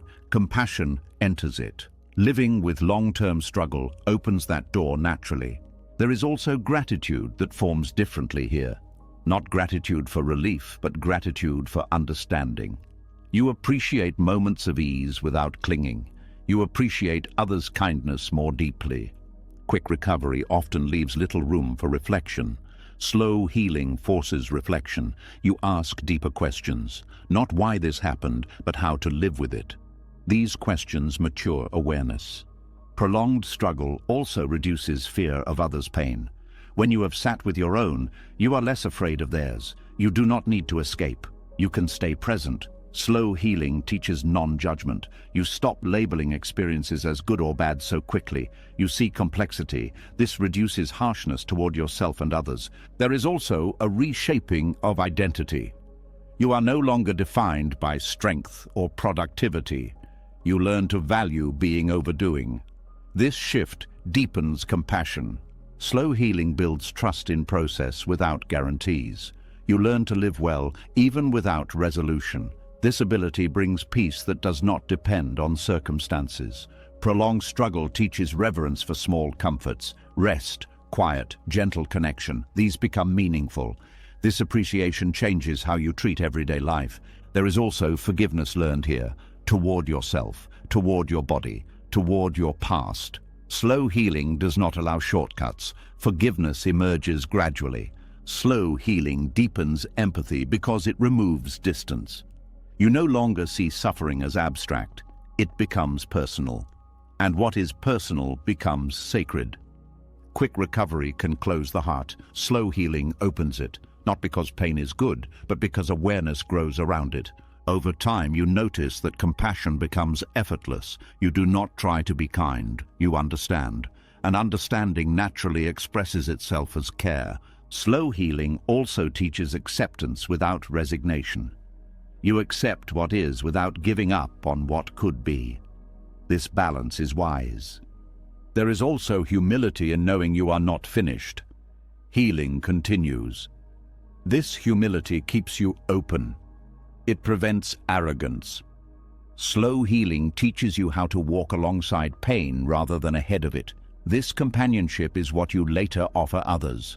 Eventually, you realize that what took the longest to heal taught you the most about being human, about limits, about kindness, about patience. The struggle did not make you better by fixing you. It made you better by softening you. And from that softness, compassion flows not as an idea, but as a lived response. As compassion deepens through slow healing, a quiet shift begins to take place. Pain may still be present. Circumstances may look the same. The world around you does not suddenly rearrange itself to reflect your effort.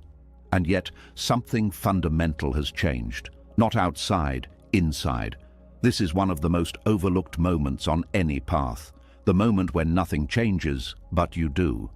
There is a strange disappointment that comes when growth does not alter the surface of life. The same problems appear, the same environment surrounds you, the same limitations remain. The mind expects transformation to announce itself through external change. When that does not happen, it assumes transformation has failed. Buddhism teaches the opposite. Inner evolution often precedes outer change by a long distance.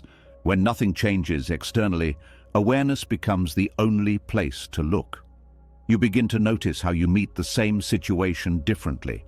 The trigger still exists, but the reaction is softer. The challenge still stands, but panic no longer leads. These shifts are subtle, easy to dismiss, but they are signs of real change. Inner evolution rarely feels dramatic. It feels quiet, almost ordinary. You notice it in pauses, in restraint, in the moment you choose not to say what you used to say, in the breath you take before responding. These moments do not reshape the world, but they reshape you. The mind struggles to value this kind of change because it cannot display it. There is nothing to point to, no before and after picture. But Buddhism places great importance on how experience is met rather than what experience looks like. The quality of attention determines suffering more than circumstances themselves. When nothing changes outside, you are forced to rely on internal reference points. You stop waiting for life to validate your growth. You begin to feel it directly. This builds confidence that is not dependent on outcome. You trust your inner movement even when the world remains still. There is also a kind of grief here. Grief that effort did not buy escape. Grief that growth did not earn reward. This grief is honest. Buddhism does not dismiss it. It invites you to stay with it, to see what expectation it reveals. Often, the expectation is that inner work should guarantee outer relief. Letting go of this expectation is part of maturation. Inner evolution shows itself through tolerance. You can sit with discomfort longer. You do not need immediate resolution. This tolerance changes how you experience time. Moments stretch without becoming unbearable. This is a profound shift. When circumstances stay the same, patterns become clearer. You see how much suffering came not from the situation, but from resistance to it. As resistance softens, suffering reduces, even if the situation does not. This insight changes everything. Inner change also reveals itself through choice. Faced with the same option, you choose differently, or you choose the same thing, but with less inner conflict. Either way, the experience changes. Freedom grows quietly. There is also a deepening of responsibility here. You stop blaming circumstances for how you feel. This does not mean you approve of them. It means you recognize where your power lies. This recognition is empowering. When nothing changes externally, patience becomes real. Not patience as waiting for life to improve, but patience as the ability to live well within limits. This patience brings dignity. You are no longer bargaining with reality. Inner evolution also changes how you relate to identity. You stop defining yourself by situation. You are not just someone stuck in a certain life. You are someone developing awareness within it. This distinction protects self-worth. There is also a quiet joy that appears. Not because things are better, but because you are less at war. Peace becomes less conditional. It no longer waits for permission from circumstances. When nothing changes outside, gratitude changes shape. You stop being grateful only for improvement. You become grateful for steadiness, for understanding, for moments of ease within difficulty. This gratitude is grounded.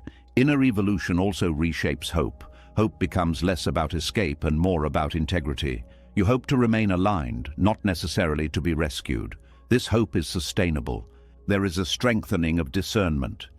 You see which battles matter and which do not.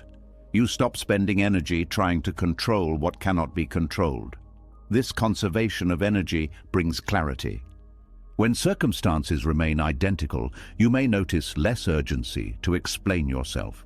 You do not need others to see your growth. This privacy protects sincerity. You live differently without announcing it. Inner change also appears in how you treat your own mind. You are less harsh, less demanding. You allow yourself to be unfinished. This allowance reduces inattention. There is also a new relationship with effort. You stop pushing for visible results. You focus on quality of engagement. This focus improves experience even without change. When nothing changes outside, comparison loses power. You stop measuring progress by milestones. You measure it by awareness. This internal metric is kinder and more accurate. Inner evolution also deepens compassion. You recognize that many people are growing invisibly. You stop assuming that unchanged circumstances mean unchanged effort. This softens judgment. There is also resilience built here. You learn that growth does not depend on favorable conditions. You can evolve anywhere. This knowledge brings freedom. When nothing changes externally, wisdom has space to settle. Without distraction, insight integrates. You live it rather than think about it. This embodiment is slow but lasting. Inner change also reduces fear of stagnation. You realize that movement is happening even when it is not visible. This realization restores trust. There is also a shift in how you experience success. Success becomes less about change and more about alignment. You feel successful when you respond wisely, not when life improves. When nothing changes outside, acceptance deepens. Not resignation, but clarity. You see what is. You stop fighting it unnecessarily. This acceptance frees energy. Inner evolution also teaches humility. You see how much remains to learn. This openness keeps growth alive. There is also a subtle strength that forms. You are no longer easily shaken by lack of progress. You know that change is happening where it matters. When nothing changes externally, inner evolution becomes its own reward. You experience less suffering, more steadiness, more clarity. These are not small things. Over time, circumstances may change, or they may not. But you are no longer waiting to live fully. You are already doing so, from the inside out. And this is one of the deepest truths of the path. Life does not need to look different for you to be different within it. And that difference changes everything about how life is lived. When you begin to recognize inner change without outer confirmation, another challenge quietly appears. You start to see how much of your self-worth was tied to becoming finished.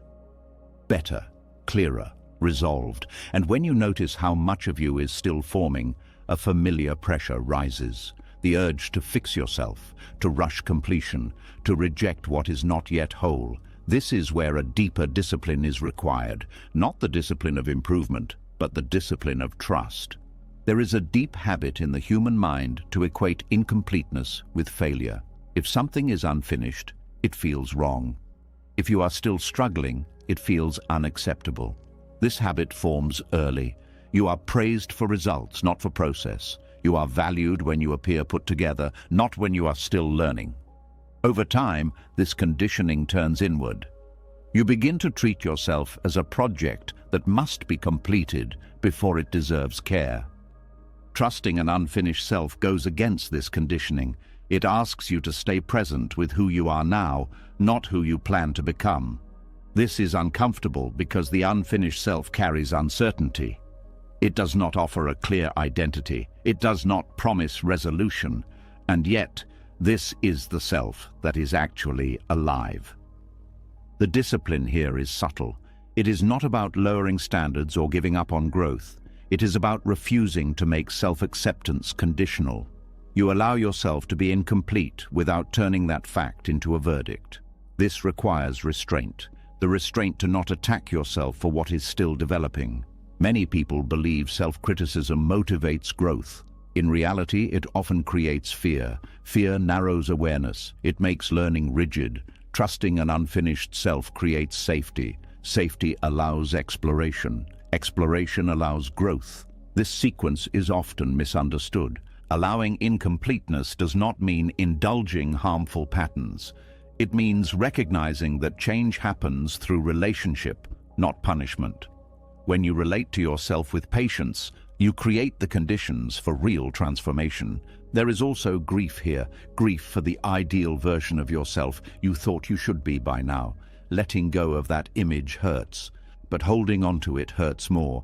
Trusting the unfinished self means releasing unrealistic timelines. It means accepting that development unfolds unevenly.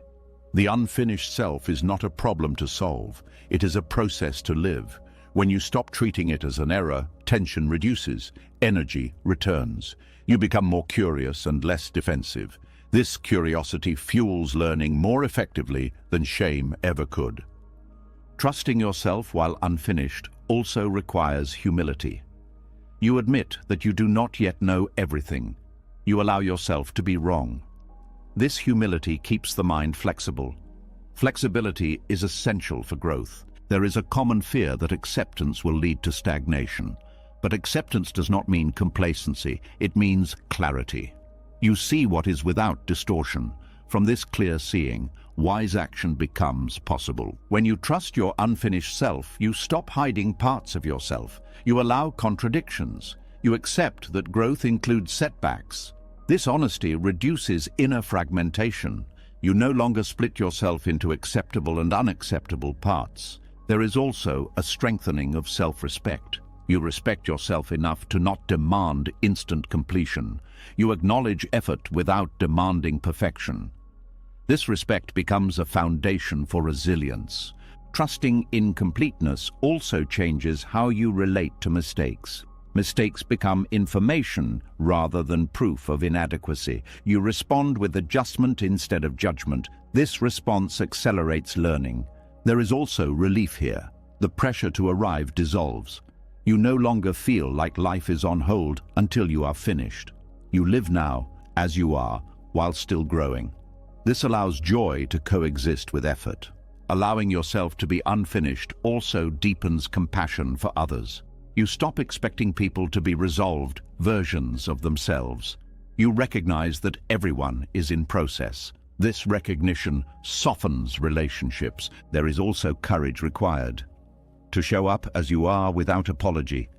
To participate without feeling fully ready. This courage is quiet but transformative. It keeps you engaged with life instead of waiting on the sidelines. Trusting the unfinished self also changes how you experience time. You stop racing toward a future identity. You settle into ongoing development.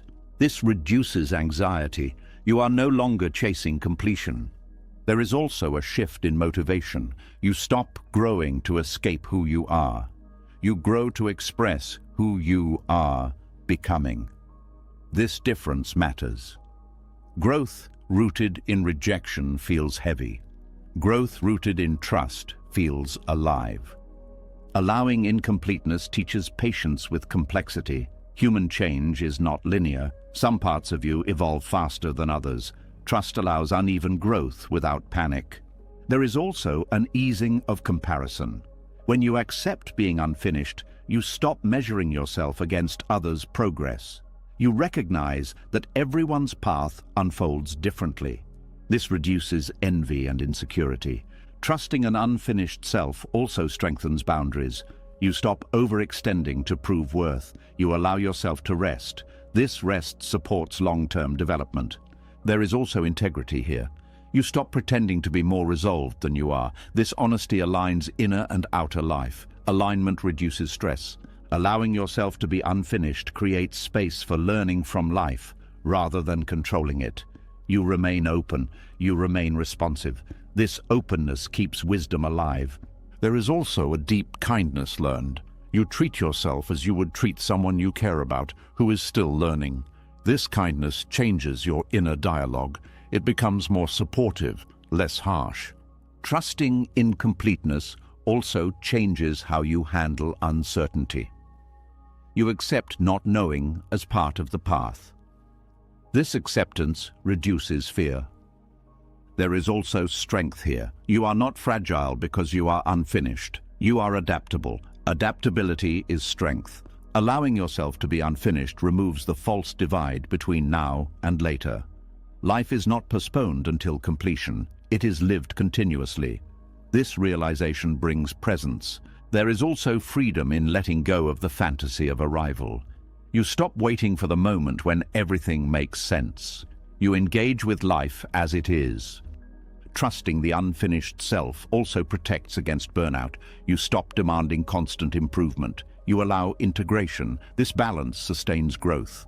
There is also wisdom in recognizing that some things mature only through time. You cannot force them. Trusting this reduces frustration. Allowing incompleteness teaches you how to stay connected to yourself even when you are disappointed with progress. This connection is essential. There is also a quiet joy that appears. Not joy because you are done, but joy because you are allowed to be. This joy is gentle and real. Trusting an unfinished self is a discipline because it must be practiced repeatedly. The mind will return to self-judgment. Each time you choose patience instead. This choice reshapes your inner world. Over time, you notice that growth continues naturally when resistance softens. You become more whole not by forcing completion, but by allowing development. The unfinished self is not a flaw, it is a living process. When you trust it, you stop fighting yourself, and when you stop fighting yourself, growth finds its own pace. This trust does not end the journey. It makes the journey livable. It allows you to walk forward without rejecting where you are standing. And in that allowance, something profound happens. You begin to feel at home in your own becoming. When you begin to feel at home in your own becoming, another experience quietly takes center stage. It does not arrive with pain or fear. It arrives with dullness, with flatness, with the sense that nothing is happening and nothing is interesting. Boredom. This is the moment many people reach for distraction without thinking. But boredom, when met honestly, is not an enemy. It is an unopened door. Boredom appears when the mind runs out of stimulation, when novelty fades, when the familiar no longer entertains. The mind interprets this as a problem to fix. It says something is missing, something is wrong. But boredom is often a signal that the surface layers of experience have been exhausted. What remains is depth. The modern mind is trained to avoid boredom at all costs. Noise is always available. Screens, tasks, conversations, thoughts. Boredom threatens this constant motion. It removes the usual rewards. Without stimulation, the mind feels exposed, and exposure feels uncomfortable. But boredom is not emptiness, it is the absence of distraction. When distraction falls away, awareness has space to settle. This settling feels unfamiliar. The mind does not know what to do without something to chase, so it labels the moment as boring. In Buddhist understanding, boredom is a threshold. It appears when craving weakens. When the pull toward entertainment loosens, attention is freed. But freedom can feel like nothingness before it feels like peace. Many people turn back at this point, never discovering what boredom reveals. Boredom slows time. Minutes stretch. Sensations become more noticeable. Restlessness rises. This restlessness is not caused by boredom. It is revealed by it. Without stimulation, you feel the urge to escape more clearly. This clarity is valuable. It shows you where attachment lives. When you stay with boredom instead of escaping it, something shifts. Attention drops out of the mind and into the body. You notice breathing, posture, subtle tension. These details were always present, but noise covered them. Boredom removes the cover. There is wisdom here because presence lives in simplicity. When nothing exciting happens, you are left with what is. This is the ground of insight. Insight does not require intensity. It requires honesty. Boredom also dissolves the belief that life must always feel meaningful, to be meaningful. It teaches that value is not dependent on stimulation. Ordinary moments contain depth when they are met fully. There is discomfort in boredom because it removes identity props. When you are not doing, producing, or consuming, who are you? This question surfaces naturally. Buddhism does not rush to answer it. It lets it sit. Letting the question remain is part of the teaching. Boredom also reveals impatience, the desire for something else, somewhere else, someone else. Watching this desire without obeying it trains restraint. Restraint strengthens attention. There is also creativity hidden here. When the mind stops consuming, it begins to notice connections. Subtle ideas arise, not because you forced them, but because space allowed them. Many insights emerge from boredom, not excitement. Boredom teaches you how dependent you are on stimulation for mood regulation. Without entertainment, emotions surface: sadness, irritation, loneliness. These emotions were already there. Boredom gives them room. Meeting them builds emotional maturity. When boredom is allowed, the nervous system recalibrates. Constant stimulation keeps it activated. Boredom invites rest. At first, rest feels uncomfortable. Over time, it feels nourishing. There is also humility here. You stop expecting life to entertain you. You accept responsibility for how you meet moments. This acceptance reduces entitlement. It deepens gratitude. Boredom sharpens perception. Without distraction, senses awaken. You notice sounds you ignored, light shifts, small movements. The world becomes more detailed. Presence deepens naturally. There is also patience learned here. Waiting without demand, allowing moments to unfold. This patience reduces anxiety. You stop rushing time. Boredom challenges the idea that excitement equals aliveness. You discover that quiet awareness is also alive, in some ways more alive. There is fear beneath boredom, fear of stillness, fear of self, fear of nothing happening. Staying with boredom gently exposes these fears. Exposure weakens them. Boredom also teaches trust. Trust that meaning does not disappear when stimulation does. Trust that awareness is enough. This trust is subtle but transformative. When boredom is resisted, it grows unpleasant. When it is allowed, it opens. What felt dull becomes spacious. What felt empty becomes receptive. There is also discipline here, the discipline to not immediately escape, to stay, to observe. This discipline builds attention muscles that distraction weakens. Boredom teaches you how to be with yourself without entertainment. This ability is rare. It creates inner companionship. You are no longer afraid of your own company. There is also insight into craving. You see how often desire arises not from need, but from habit. Recognizing this weakens its grip. Boredom reveals the mind's addiction to change. Change feels safe, stillness feels risky, but insight lives in stillness. When boredom deepens, it often transforms into calm, not dramatic calm, a quiet ease. This ease is stable because it does not depend on conditions. There is also compassion learned here. When you know boredom intimately, you understand why others seek distraction. This understanding softens judgment. Boredom teaches the difference between fullness and stimulation. Fullness comes from presence. Stimulation comes from novelty. Presence lasts longer. There is also a reclaiming of time. Boredom returns time to you. You stop filling every moment. Time becomes spacious. This spaciousness allows reflection. Boredom also dismantles the pressure to constantly improve. You rest from becoming. This rest integrates growth. There is wisdom in seeing boredom not as absence, but as invitation. An invitation to notice, to feel, to be. Over time, boredom loses its edge. It becomes a familiar doorway. You recognize it as a signal to slow down, to turn inward. Insight often arrives quietly in these moments, not as answers, but as shifts in perception. You see things differently without knowing why. Boredom teaches that depth is not hidden behind complexity. It is revealed through simplicity. When you stop fearing boredom, you stop fearing stillness. When you stop fearing stillness, presence becomes natural. This presence changes how you live. You are less restless, less driven, more attentive. Boredom no longer feels like wasted time. It feels like unoccupied space. And unoccupied space is where understanding grows. The wisdom hidden in boredom is not flashy. It does not announce itself. It waits patiently for those willing to stay. And when you stay, boredom stops being empty.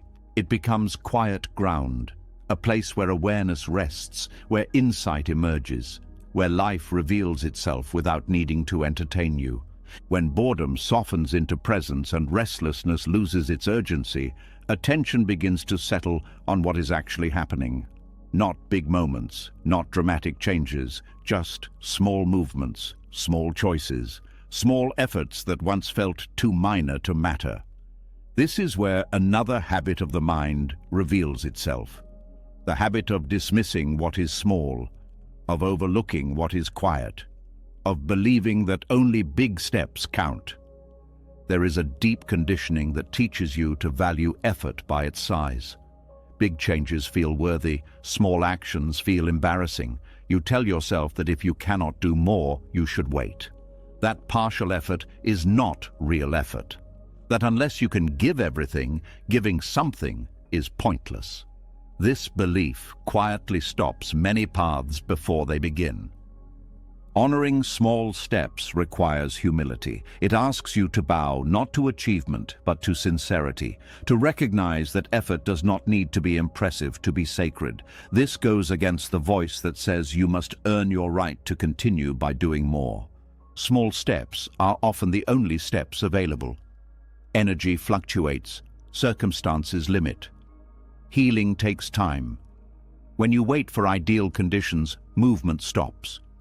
When you honor small steps, life continues. There is a tenderness required to respect minimal effort. You must stop measuring worth by output. You must allow yourself to act within your capacity rather than against it. This is not lowering standards. It is aligning standards with reality. Small steps keep you connected. They maintain relationship with the path. Even when momentum is low, a small action keeps the thread unbroken. This continuity matters more than intensity. The mind often says small steps are meaningless, but meaning is cumulative.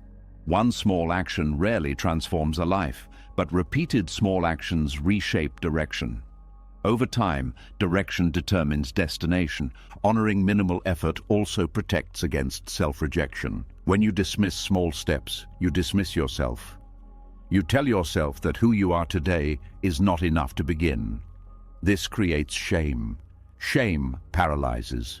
Respect liberates.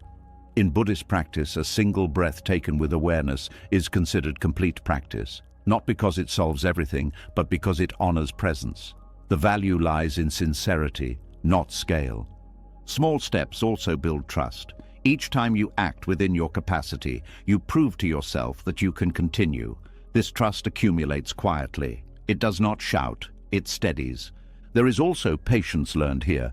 When progress is small, you must wait without frustration. This waiting trains endurance. It strengthens the ability to stay without rushing. Honoring small steps also changes how you view others. You stop expecting dramatic change. You recognize effort where you once saw stagnation. This recognition deepens compassion. Small steps protect you from burnout. Large efforts demand recovery. Small efforts can be sustained. Sustainability matters more than bursts of motivation. There is also dignity in doing what you can, even when it feels insignificant, especially when it feels insignificant. Dignity does not come from scale, it comes from honesty. Small steps teach you to listen to your limits. Limits are not enemies, they are information. When you respect them, you act wisely. When you ignore them, you break. There is also courage in allowing effort to be small. It means letting go of image, letting go of the need to appear capable. You choose authenticity over performance. Honoring minimal effort also dissolves comparison. Small steps cannot be compared easily. They are personal. This privacy protects your path. There is also consistency born here. Small steps are easier to repeat. Repetition builds rhythm. Rhythm builds stability. Stability supports growth. The mind often waits for motivation to do more. Honoring small steps teaches you to act without waiting.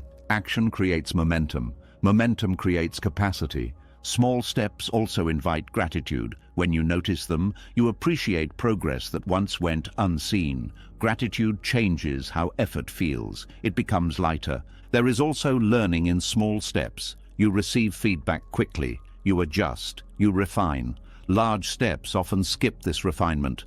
Honoring small effort teaches you to stay present. You cannot hide behind grand plans. You engage with what is directly in front of you. Small steps also soften fear. Large changes feel threatening. Small changes feel manageable. This manageability keeps you moving. There is also faith here. Faith that something small matters. Faith that you matter even when you are not doing much. This faith heals self-worth. Small steps keep the door open. They prevent total withdrawal. Even when you feel lost, one small action keeps you engaged with life. There is also wisdom in recognizing seasons. Some seasons are for leaps, others are for inches. Honoring small steps respects seasonality. Small steps also train attention. You notice details.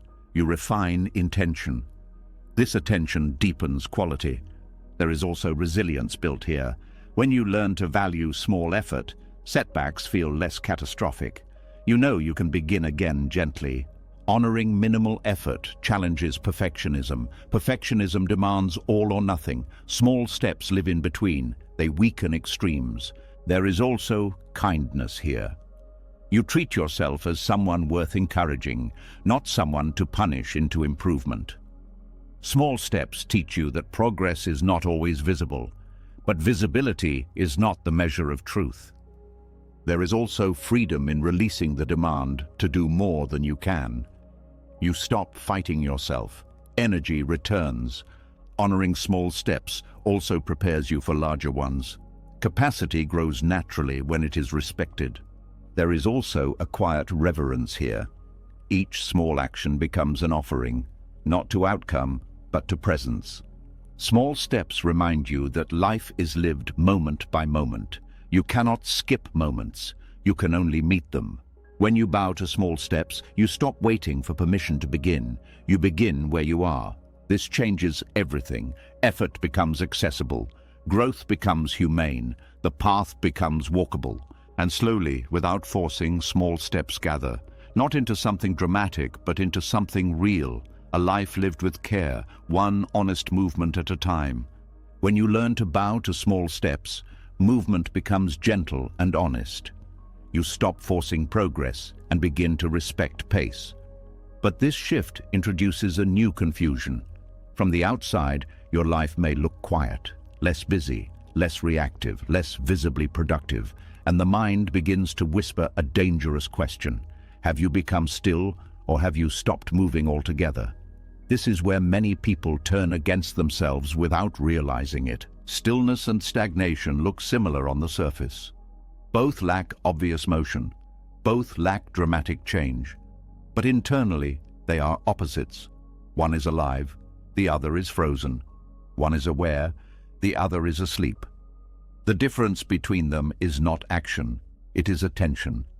Stagnation happens when awareness shuts down, when life feels repetitive and the mind disengages. You go through motions without presence, you avoid reflection, you numb discomfort. Time passes, but nothing is digested, nothing is learned. Energy feels heavy and dull. Stillness, on the other hand, is full. It is receptive, it is alert. Even when the body is quiet and circumstances remain unchanged, awareness is active. You are noticing, feeling, understanding. This inner activity does not always produce visible results, but it produces clarity. The mind often confuses the two because it measures progress by speed. If you are not moving fast, it assumes you are stuck. But speed has nothing to do with awareness. You can move quickly and be completely stagnant.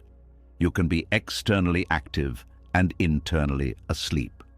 Stillness slows things down enough for perception to sharpen. You notice thoughts instead of being carried by them. You notice habits instead of repeating them blindly. This noticing is movement at a deeper level. It changes direction even when pace is slow. Stagnation avoids discomfort. Stillness meets it. When something feels unresolved, stagnation distracts. Stillness stays. This staying allows integration. Integration is progress that does not announce itself. Awareness transforms immobility into progress because awareness metabolizes experience. Without awareness, experience piles up undigested. With awareness, even repetition teaches, even silence informs. In stillness, emotions are allowed to move internally. You feel what you feel without acting it out. This internal movement prevents stagnation. You are processing rather than suppressing. Stagnation feels flat. Stillness feels spacious. One contracts, the other opens. This difference is subtle but unmistakable once recognized. The mind often fears stillness because it cannot control it. Stillness removes the illusion of productivity. It reveals whether you are present or just busy. This exposure makes the mind uncomfortable. Stillness also interrupts identity. When you are not doing, you are not reinforcing who you think you are. This can feel like disappearing. But what actually disappears is unnecessary tension. Stagnation reinforces identity. You become attached to being stuck. You repeat the same stories. Stillness loosens identity. You are less defined by narrative and more by awareness. Awareness brings curiosity. Even in quiet moments, curiosity keeps the mind alive. You ask different questions. You notice new angles. Stagnation lacks curiosity. Everything feels already known. Stillness invites listening. You listen to your body, your breath, your subtle reactions. This listening reveals needs and limits. Stagnation ignores signals until they become problems. There is also an emotional difference. Stillness often carries a quiet peace beneath discomfort. Stagnation carries resentment, a sense of being trapped. These emotional tones matter. Stillness does not rush to escape boredom. It allows boredom to unfold. As you learned earlier, boredom opens depth. Stagnation uses boredom as proof that life is meaningless. Awareness also keeps values alive. Even when circumstances do not change, you act with intention. You choose restraint. You choose kindness. These choices are movement. Stagnation dulls values. You stop caring. You stop choosing. Life feels automatic. This dullness is not rest. It is withdrawal. Stillness allows rest without collapse. You rest while remaining engaged. This balance replenishes energy. Stagnation drains energy because it resists engagement. Awareness also prevents decay. Without awareness, habits harden. With awareness, habits remain flexible. Flexibility is a sign of life. Stillness sharpens sensitivity. You notice when something is no longer working. This noticing allows adjustment. Stagnation resists adjustment because it avoids noticing. There is also a temporal difference. Stillness feels timeless. You are present. Stagnation feels like time dragging. You are waiting for something to end. Awareness transforms immobility by keeping learning alive. Even without new input, insight deepens. You see patterns, you recognize causes. This recognition changes future responses. Stillness also supports ethical clarity. You pause before acting. This pause prevents harm. It allows wiser choices. Stagnation acts out of habit. The mind often demands visible proof of progress. Stillness offers internal proof. Less reactivity, more patience, more discernment. These are subtle but powerful. Stagnation often includes self-judgment. You label yourself as lazy or broken. Stillness includes self-observation without condemnation. This difference is crucial. Awareness also keeps compassion flowing. You remain sensitive to others. You are not shut down. Stagnation isolates. Stillness connects. Stillness is not passive. It is receptive. It receives experience fully. This reception changes you. Stagnation resists experience. It numbs, it avoids. This resistance creates suffering. Awareness transforms immobility into progress by allowing inner shifts. These shifts may not change circumstances immediately, but they change how you meet them. Stillness also prepares you for movement. When the time comes to act, clarity is present. Stagnation leads to impulsive or delayed action. The difference becomes clearer with practice. You learn to feel it. You trust the quality of awareness rather than the quantity of action. Stillness teaches you that progress is not always outward. Sometimes it is the removal of confusion, the softening of resistance, the easing of fear. Stagnation keeps confusion intact. Stillness dissolves it gradually. Awareness also brings honesty. You see when stillness turns into avoidance. This honesty prevents stagnation from hiding. Stillness includes choice. Even if you do not move, you are choosing to be present. This choice is active. Stagnation includes resignation. You feel you have no choice. This feeling is a sign to reawaken awareness. Awareness restores agency. You may not control outcomes, but you control attention. Attention directs growth. Stillness also honors cycles. There are times for rest, for incubation. Recognizing these times prevents unnecessary self-attack. Stagnation ignores cycles. It treats rest as failure. Stillness treats rest as part of movement. Awareness allows stillness to be fertile. Ideas mature. Emotions settle. Understanding integrates. Stagnation is infertile. Nothing grows because nothing is attended to. Over time, you begin to trust stillness. You recognize its texture, its quiet intelligence. You stop panicking when life slows. This trust changes how you move forward. You no longer equate worth with activity. You equate it with presence. The difference between stillness and stagnation is not visible to others. It is known internally. You feel alive or you feel shut down. Awareness keeps life alive even when it is quiet. It turns pauses into preparation, silence into learning. And when you learn to recognize this difference, you stop abandoning yourself during slow seasons. You remain present. You remain engaged. What once felt like doing nothing reveals itself as doing something essential, becoming aware, becoming clear, becoming ready. Stillness held with awareness is not the absence of progress. It is progress refining itself. When you begin to trust stillness and recognize it as alive rather than empty, another habit of the mind comes into focus. A habit so familiar it often goes unnoticed. The habit of rushing, the pressure to arrive. The quiet belief that if you move faster, you will finally understand. This belief feels harmless, even responsible, but it carries a hidden cost. Urgency does not bring awakening closer. It pushes it further away. Rushing is born from discomfort with the present moment. Something feels incomplete, unresolved, or unclear, and the mind wants relief.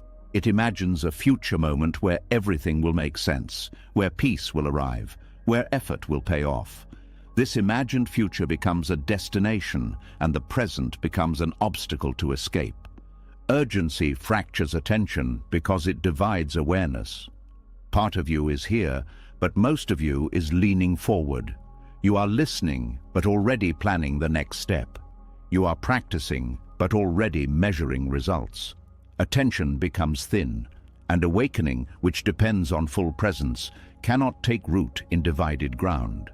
The mind believes that speed equals progress, that faster understanding is better understanding, but understanding does not work like information. It is not accumulated, it is revealed, and revelation requires stillness, patience, and sustained attention. Urgency interrupts all three. When you rush, you skim experience instead of entering it. You move through moments looking for signs instead of staying with what is happening. This skimming creates the illusion of movement, but nothing integrates. Insights may appear briefly, but they do not settle. They remain concepts rather than lived truth. Urgency also tightens the nervous system. The body prepares for threat when it feels rushed. Muscles tense, breath shortens, perception narrows. In this state, awareness contracts. Awakening requires openness. Urgency produces the opposite. There is also fear beneath rushing, fear of wasting time, fear of falling behind, fear that if you do not hurry, something important will be missed. Buddhism teaches that this fear is rooted in misunderstanding. Nothing essential can be missed when you are present. Presence reveals what matters. Rushing creates a subtle violence toward experience. You are not allowing moments to unfold naturally. You are forcing meaning from them. This force distorts perception. You see what you expect instead of what is. Awakening is not an event you reach. It is a clarity that emerges when resistance drops. Urgency is resistance disguised as effort. It resists uncertainty. It resists not knowing. It resists waiting. This resistance delays realization. When urgency is present, practice becomes goal-driven. You meditate to feel calm. You reflect to gain insight. You act kindly to become better. These motivations are understandable, but they keep attention future-focused. The present becomes a means rather than the ground. Urgency also creates comparison. You measure your progress against others, against ideals, against imagined timelines. Comparison scatters attention. Instead of noticing your own experience, you monitor your position. Awakening requires intimacy, not ranking. Rushing fragments learning. You move on before lessons have settled. You collect ideas without digesting them. This creates mental clutter. Clutter clouds perception. There is also impatience with difficulty. When challenges arise, urgency wants them gone quickly. But difficulty often carries insight. Rushing past it skips understanding. The lesson returns later, often louder. Urgency feeds restlessness. Even when nothing is wrong, something feels off. This restlessness keeps the mind busy. Busy minds rarely see clearly. Buddhism emphasizes right effort, not excessive effort. Right effort is balanced. It is attentive without strain. Urgency strains. Strain narrows awareness. When you rush, you also rush others. You lose patience. You interrupt. You listen less deeply. This damages connection. Awakening is relational. It unfolds through how you meet life, including people.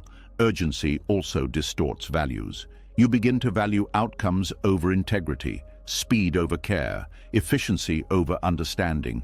This distortion moves you away from wisdom. There is a paradox here.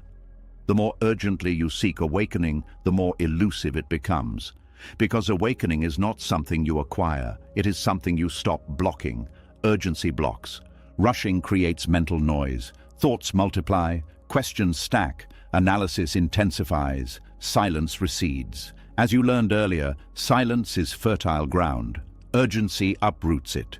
There is also exhaustion that comes from rushing.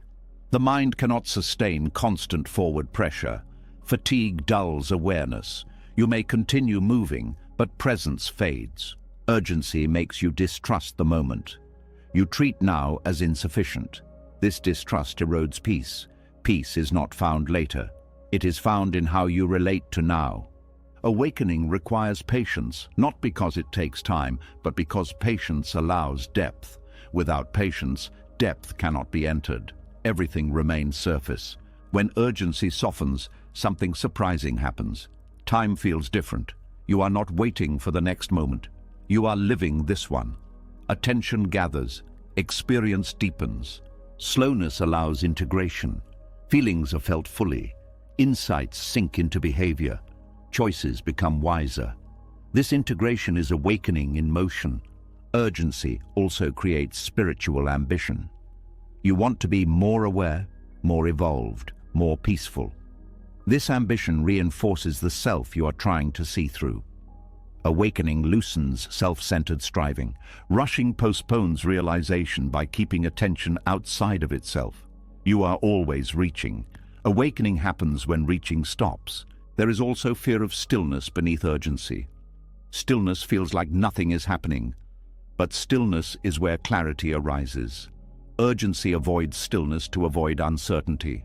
When you slow down, you notice subtleties, tiny shifts in thought, small emotional reactions. These subtleties are where insight lives. Urgency misses them. Urgency also undermines trust. You do not trust the process. You do not trust yourself to unfold naturally. This mistrust creates tension. Awakening is not fragile. It does not need to be chased. It reveals itself when conditions are right.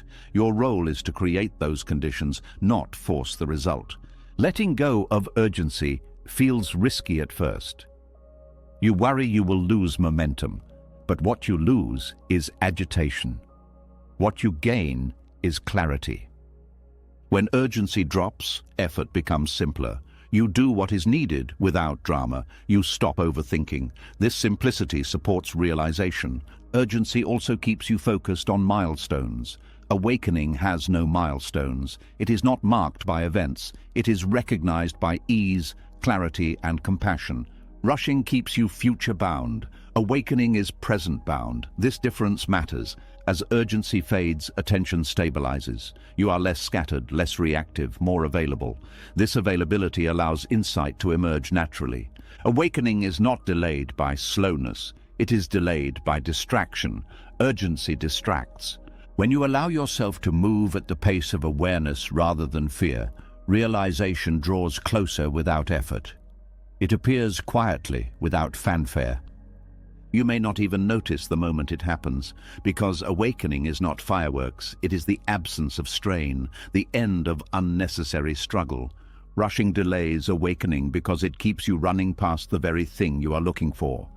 Slowing down allows you to stop long enough to see what has always been here. And when you see it, you realize there was never a race to win, only a moment to meet. When urgency loosens its grip and the need to rush begins to fade, you start to notice something unsettling. The world around you does not slow down with you. It keeps pushing. It keeps demanding speed, answers, output. And suddenly your calm feels out of place. This is the moment when slowness stops being personal and starts becoming defiant. Not loud defiance, quiet resistance. The choice to move slowly in a world built on fear. Speed is rarely neutral. Beneath it lives anxiety, the fear of falling behind, the fear of being left out, the fear that if you stop, everything will collapse. Modern life runs on this fear. It keeps people busy enough to never feel what is driving them. Slow living exposes this engine, and that exposure is uncomfortable. Choosing slowness is not laziness, it is discernment. It is recognizing that constant acceleration does not equal safety. In fact, it often hides insecurity. When everything must be fast, there is no time to feel uncertainty. Slowness brings uncertainty to the surface. That is why it feels threatening. Fear thrives on speed because speed prevents reflection. When you are rushing, you do not ask why, you simply react. This reaction feels like control, but it is actually avoidance. Slow living interrupts this cycle. It creates space. And in that space, fear becomes visible. This visibility is the first act of rebellion. You stop letting fear decide your pace. You begin to choose patience not because it is comfortable, but because it is honest. Honesty disrupts systems built on panic. Slow living asks different questions. Not how fast can this be done, but why does it need to be done at all? Not what is next, but what is here. These questions weaken fear's authority. Fear wants urgency, clarity wants time. There is social pressure to rush. Messages, deadlines, comparisons, constant updates. Slowing down can feel like opting out of relevance, but relevance built on anxiety is fragile. Slow living builds relevance rooted in presence. Presence lasts longer. Choosing patience is not passive. It requires courage. You are choosing to feel what speed helps you avoid. Restlessness, doubt, uncertainty. These feelings do not disappear when ignored. They accumulate. Slow living allows them to move through you instead of running the show. Fear tells you that slowing down will cost you opportunities. Sometimes it does. But fear does not tell you what speed costs. Speed costs depth. Speed costs connection. Speed costs the ability to listen to yourself. Slow living restores relationship with the body. The body does not rush naturally. It responds to rhythm. When you slow down, signals become clearer. Hunger, fatigue, emotion. This clarity improves decisions. Fear prefers disconnection from the body because disconnection makes control easier. Patience in a culture addicted to speed feels rebellious because it refuses the premise that everything is urgent. You begin to see how many emergencies are manufactured, how much stress is unnecessary. This seeing changes behavior. Slow living also challenges productivity myths. You realize that being busy is not the same as being effective. Many rushed actions create more work later. Slowness allows precision. Precision reduces waste. Fear wants guarantees. Speed feels like chasing guarantees. Slow living accepts uncertainty. This acceptance reduces anxiety. Anxiety feeds on the illusion that certainty is possible. Choosing patience also changes how you relate to others. You listen more, you interrupt less, you allow pauses. These pauses deepen connection. Fear-driven speed fractures relationships. Slowness repairs them. There is also a reclaiming of time. Slow living gives time back to you. Not more hours, but more presence within hours. Moments feel fuller. This fullness counters the scarcity mindset that fear relies on. Slow living is a rebellion because it refuses constant comparison. Speed amplifies comparison. Who is ahead? Who is faster? Who is winning? Slowness dissolves this race. You stop measuring yourself against others' pace. Fear thrives on the belief that you are late. Late to success, late to clarity, late to life. Slow living questions this belief. You ask, late according to whom? This questioning weakens fear. Choosing patience also reshapes ambition. Ambition driven by fear feels desperate. Ambition guided by slowness feels intentional. You choose goals that align with values rather than panic. Slow living makes room for discernment. You notice which demands are real and which are noise. This discernment prevents overwhelm. There is also a political aspect to slowness. Systems profit from rushed people. Rushed people consume more. They question less. Slowing down restores agency. Agency threatens fear-based systems. Fear convinces you that slowing down is irresponsible. But responsibility requires awareness. Awareness requires time. Slowness supports responsibility rather than undermines it. Slow living also changes how you experience success. Success stops being about speed and starts being about sustainability. Can this be lived with? Can this be maintained? Fear ignores sustainability. Slowness honors it. Patience allows integration. Lessons settle. Emotions process. Wisdom matures. Without integration, growth becomes chaotic. Slow living teaches you to say no without guilt. You recognize limits. Respecting limits is an act of self-trust. Fear demands overextension. Slowness restores boundaries. There is also relief here. When you stop rushing, the constant pressure eases. You breathe deeper. You sleep better. These changes are not small. They are foundational. Fear also fuels multitasking. Doing many things at once creates the illusion of efficiency. Slow living favors single attention. Single attention improves quality. Quality reduces rework. Choosing slowness does not mean withdrawing from the world. It means engaging deliberately. You choose when to move fast and when to pause. Fear removes choice. Slowness restores it. Slow living also deepens gratitude. When you are not rushing, you notice what is already present. Gratitude reduces fear by shifting attention from lack to sufficiency. There is also a spiritual dimension. Fear keeps attention external. Slowness turns attention inward. This inward turn reveals values. Values guide action more reliably than fear. Slow living is not about doing less. It is about doing what matters. Fear inflates importance. Slowness clarifies it. Choosing patience also protects mental health. Constant urgency keeps the nervous system activated. Slowness allows regulation. Regulation supports clarity. Fear-driven speed avoids stillness.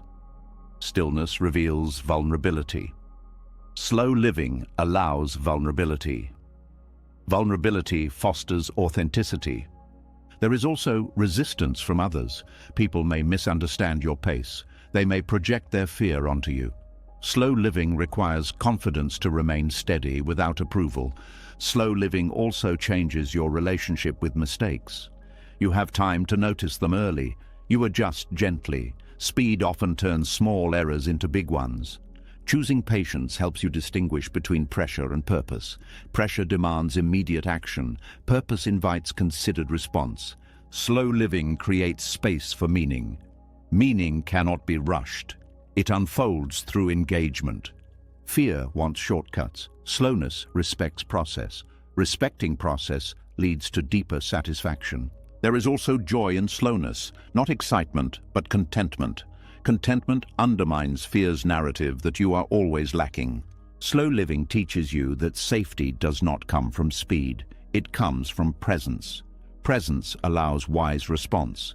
Choosing patience in an anxious culture is not easy. It requires repeated choice. Each time you slow down, you resist fear's script. Over time, this resistance becomes natural. You stop feeling rebellious. You feel grounded. Slow living becomes your default, not as avoidance, but as alignment. You move when movement is true. You pause when pause is needed. Fear loses its grip not because you fought it, but because you stopped feeding it. And in this quieter rhythm, life becomes less about keeping up and more about being here. Slowness reveals that peace was never hiding in the future. It was waiting for you to stop running long enough to notice it. When slowness becomes a way of living rather than a reaction, another shift quietly happens. The excitement that once carried you forward begins to fade.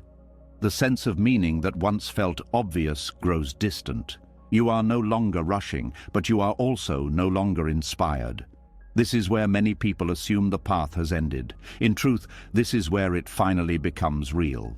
Motivation is emotional energy. It rises when something feels new, hopeful, or rewarding. It fades when effort becomes ordinary. This fading is not a problem. It is a signal.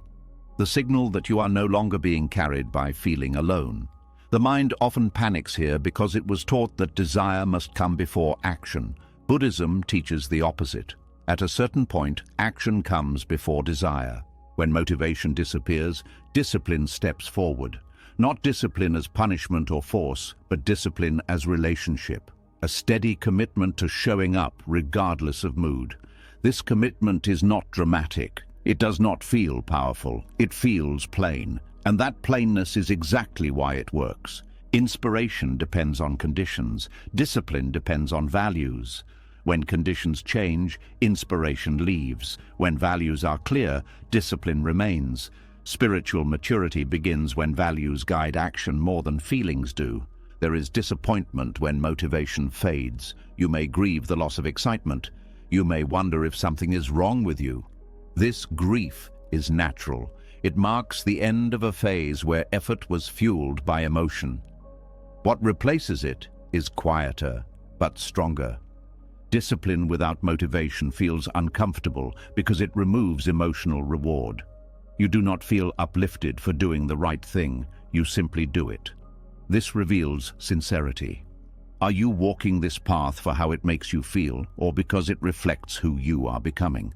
Trusting the path when motivation disappears requires patience. You must continue without internal applause. The mind may complain. It may say this is pointless. But discipline does not argue. It acts gently, repeatedly.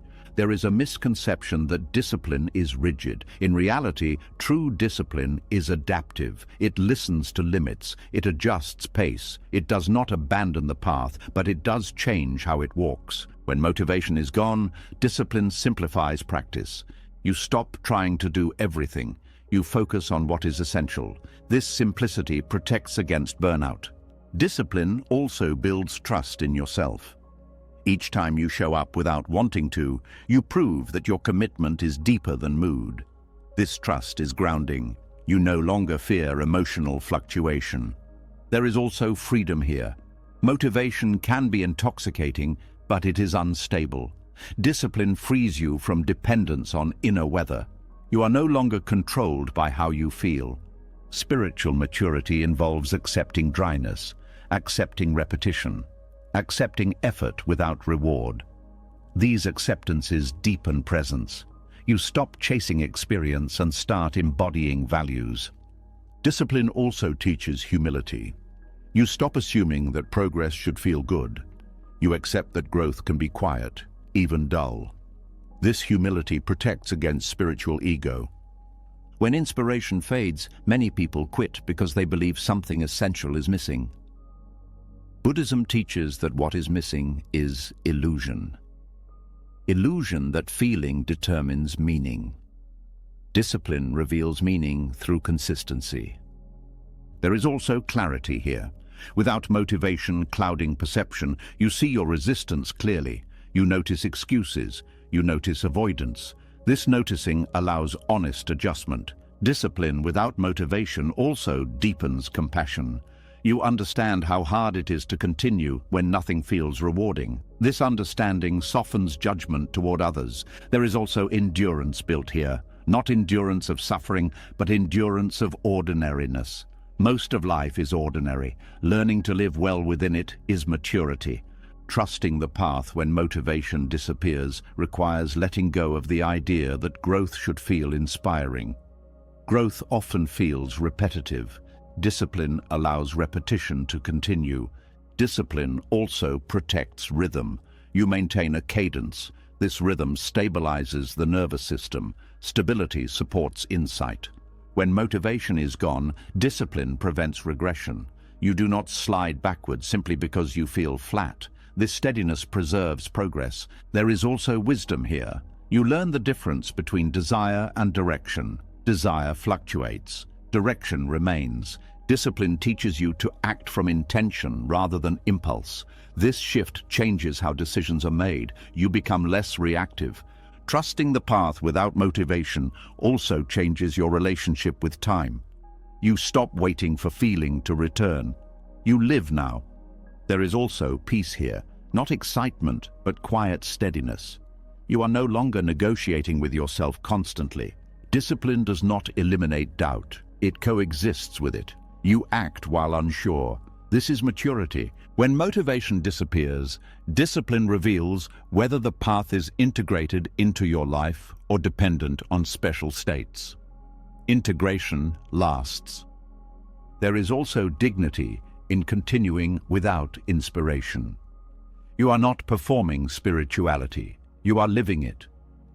Discipline replaces inspiration, not because inspiration is bad, but because inspiration is temporary.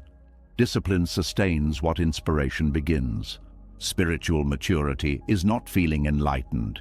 It is behaving with care when you feel nothing special at all. There is also resilience here. You are less shaken by emotional lows. You know they do not define direction. Trusting the path when motivation disappears teaches you that meaning is not always felt. Sometimes it is enacted. Discipline also refines intention. You stop doing things for how they make you feel. You do them because they align with what matters. This alignment becomes its own reward. Quiet, stable, reliable. Over time, motivation may return, or it may not. But your commitment no longer depends on it. You have learned to walk without emotional fuel, to continue without excitement, to trust without reassurance. This is not a loss. It is graduation. The path becomes less dramatic and more honest, less about experience and more about embodiment. And in this embodiment, something subtle happens.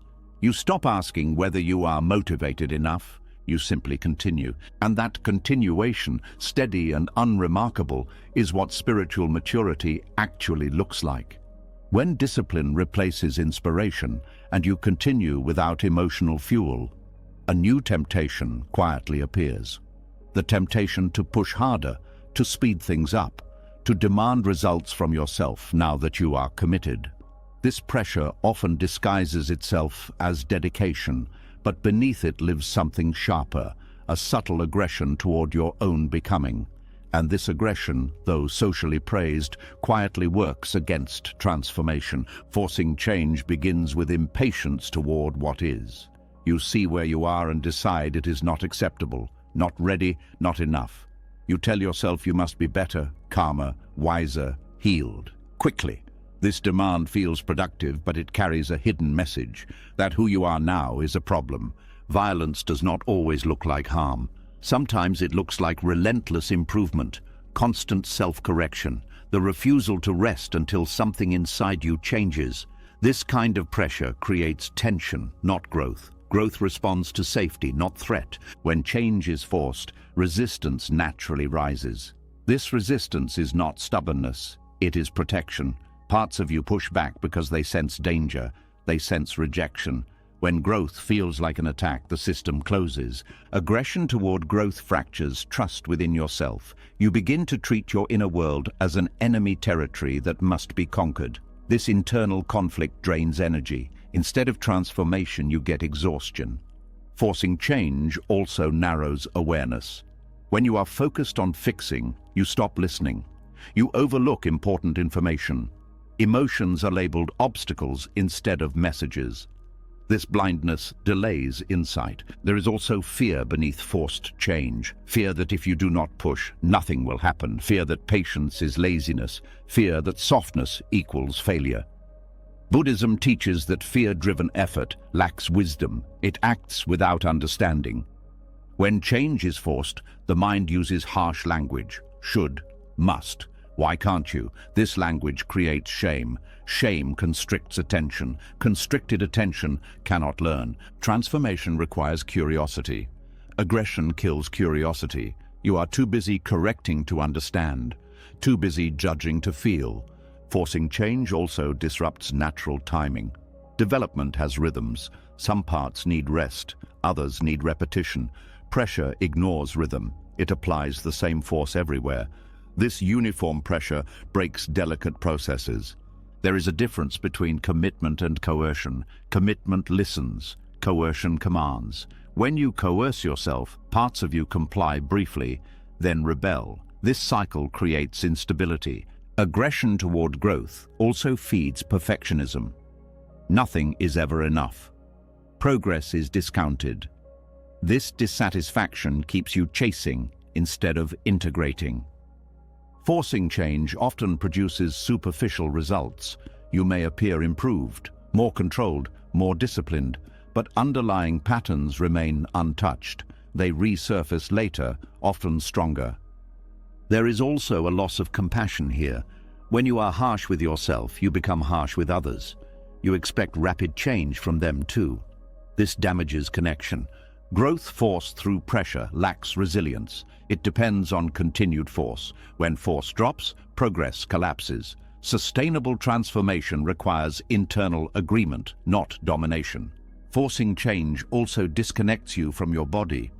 You override signals. You push through fatigue. You ignore discomfort. This disconnection leads to imbalance. Buddhist practice emphasizes right effort. Right effort is gentle. It is firm without being violent. It respects limits. It responds to conditions. Aggression toward growth creates inner fragmentation. Some parts of you want change, others want safety. Instead of dialogue, you impose authority.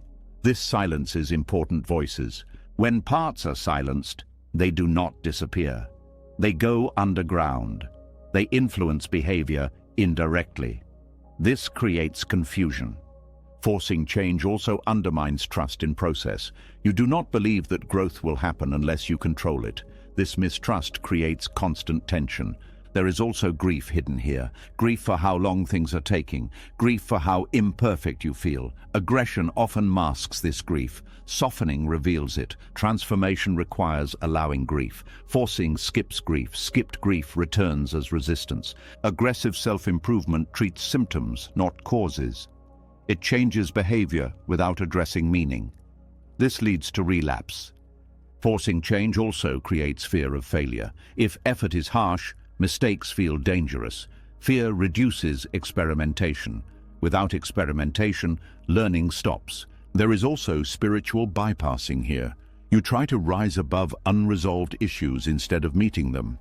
This bypass delays healing. Aggression toward growth often comes from comparing yourself to an ideal. This ideal is usually unrealistic. Chasing it creates constant dissatisfaction. Buddhism teaches that clinging to ideals creates suffering. Forcing change is clinging in action. Transformation unfolds through relationship with yourself, with experience. Relationship requires respect. Aggression breaks respect. When you slow down and listen, you notice that some parts resist change because they need understanding, not correction. Listening allows this understanding. Gentle change invites cooperation. When parts feel seen, they soften. This softening allows movement. Forcing change also ignores the wisdom of gradual unfolding. Some insights must ripen. Pressure harvests them too early. There is also exhaustion that comes from constant self-pressure. Exhaustion dulls awareness. Dull awareness cannot transform. Aggression toward growth often confuses intensity with sincerity. Intensity looks impressive. Sincerity looks ordinary, but sincerity lasts. Transformation is not a war. There is nothing to defeat. There is only understanding to deepen. When you stop forcing, you create space. In this space, awareness returns. Awareness reveals next steps naturally. Gentle effort builds trust. Trust allows risk. Risk allows change. Forcing creates compliance. Allowing creates participation. Participation is transformative. There is also forgiveness required. Forgiveness for slowness. Forgiveness for imperfection. Forgiveness for being human. Aggression toward growth refuses forgiveness. It demands constant improvement. This demand is unsustainable. Transformation happens when resistance is met with curiosity instead of force. Curiosity opens. Force closes. There is also a quiet confidence that grows when you stop pushing. You trust that change will come through engagement, not attack. Buddhist wisdom reminds us that a clenched fist cannot receive. Aggression clenches. Gentleness opens. When you release the urge to force, effort becomes cleaner. You do what is needed without violence. Change that emerges from gentleness integrates fully. It does not need constant maintenance. Aggressive change creates tension. Integrated change creates ease. The path does not respond to force. It responds to presence. When you allow growth rather than impose it, resistance dissolves naturally. What was blocked begins to move. Transformation then feels less like becoming someone else and more like returning to yourself. And in that return, you realize that nothing ever needed to be forced. It needed to be understood. When the urge to force change softens and you stop treating growth like a battle, another belief quietly comes into question. The belief that struggle means something went wrong. That difficulty is a sign of failure. That if the path were correct, it would be cleaner, easier, lighter. This belief is deeply rooted, and it creates unnecessary shame. Buddhism offers a different image. Growth does not happen despite the mud. It happens because of it. Struggle is often treated as a mistake, something to escape, something to fix quickly. When life becomes heavy, the mind asks what you did wrong, why this happened, why it is taking so long. This questioning assumes that ease is the natural state and difficulty is an interruption. But many of the most meaningful transformations arise precisely within conditions that are uncomfortable. The lotus does not apologize for the mud because the mud is not a detour. It is the environment that makes blooming possible. Without the density, the pressure, the darkness, there is no structure for growth. In the same way, human struggle provides resistance that shapes depth, strength, and understanding. When you frame struggle as a flaw, you turn against your own experience. You try to rise above it too quickly. You disown parts of your journey. This rejection creates fragmentation. You split your life into acceptable and unacceptable chapters. Buddhism invites integration instead. Struggle provides context. It gives meaning to qualities that could not develop otherwise. Patience only forms when waiting is required. Compassion deepens when pain is known. Clarity sharpens when confusion has been lived. These qualities are not abstract ideas. They are responses shaped by experience. There is a tendency to compare your inner life to imagined ideals. You think you should be calmer by now, more healed, more stable. When reality does not match this image, shame appears. Shame says the mud is your fault. Buddhism dissolves this shame by reminding you that difficulty is not a personal defect. It is part of the terrain. Struggle also slows you down, and as you have learned, slowness reveals things speed hides. Without struggle, many truths remain superficial. Comfort does not challenge assumptions. Difficulty does. The mud is where roots form. Roots are invisible. They do not look impressive, but they determine how well something stands. Struggle strengthens these unseen structures. When growth is tested early, it becomes resilient later. Reframing struggle also changes how you relate to others. When you stop seeing your own difficulties as failures, you stop seeing others' difficulties as weaknesses. Judgment softens, empathy grows. You recognize shared humanity instead of ranking experiences. Struggle also teaches honesty. When things are hard, pretending becomes exhausting. Masks fall away. You meet yourself more directly. This meeting can be uncomfortable, but it is authentic. Authenticity is the ground of wisdom. There is also humility learned through struggle. You realize how little control you have. This humility reduces arrogance. It makes you more open to learning. Open minds grow. Many people try to leap over struggle using positivity, productivity, or spirituality, but bypassing mud does not remove it. It only delays encounter. Delayed encounters are often more painful. Struggle asks you to stay, to feel, to listen. These are not passive acts. They require courage. Courage not to escape discomfort prematurely. When you stop apologizing for your mud, you stop explaining yourself. You stop justifying why things are hard. You accept the season you are in. Acceptance brings relief. Struggle also clarifies values. When things are easy, values remain theoretical. When things are hard, you see what truly matters. Choices become clearer. The mud also protects growth. Fragile beginnings cannot survive exposure. Difficulty shields development from premature display. This protection allows authenticity to form. There is also creativity born from struggle. When familiar paths are blocked, new ways emerge. Necessity sharpens ingenuity. Without constraint, creativity often remains shallow. Struggle teaches endurance, not endurance as suffering, but endurance as continuity. You learn how to keep going without losing yourself. This skill is essential for long-term growth. Reframing struggle also changes how you relate to your past. Instead of regretting difficult chapters, you begin to understand them. Understanding replaces resentment. The mud holds nutrients. Pain carries information. When you extract meaning rather than flee discomfort, insight grows. Insight is nourishment. Struggle also reveals attachment. You see what you are clinging to when it is threatened. This seeing allows release. Release brings freedom. When you accept struggle as context, you stop rushing healing. You respect timing. Healing unfolds organically when not forced. There is also a shift in self-talk. You stop asking why me and start asking what is being shaped here. This question opens rather than closes. Struggle makes compassion credible. Without lived difficulty, compassion remains an idea. With difficulty, it becomes embodied. The lotus does not bloom by rejecting the mud. It uses it. Similarly, you do not grow by erasing struggle. You grow by relating to it wisely. Reframing struggle reduces fear of future difficulty. You trust that if hardship arises, it will shape rather than destroy you. This trust reduces anxiety. There is also dignity in struggle, not romanticizing pain, but honoring effort within it. You acknowledge your resilience without glorifying suffering. Struggle teaches patience with imperfection. You realize that growth is uneven.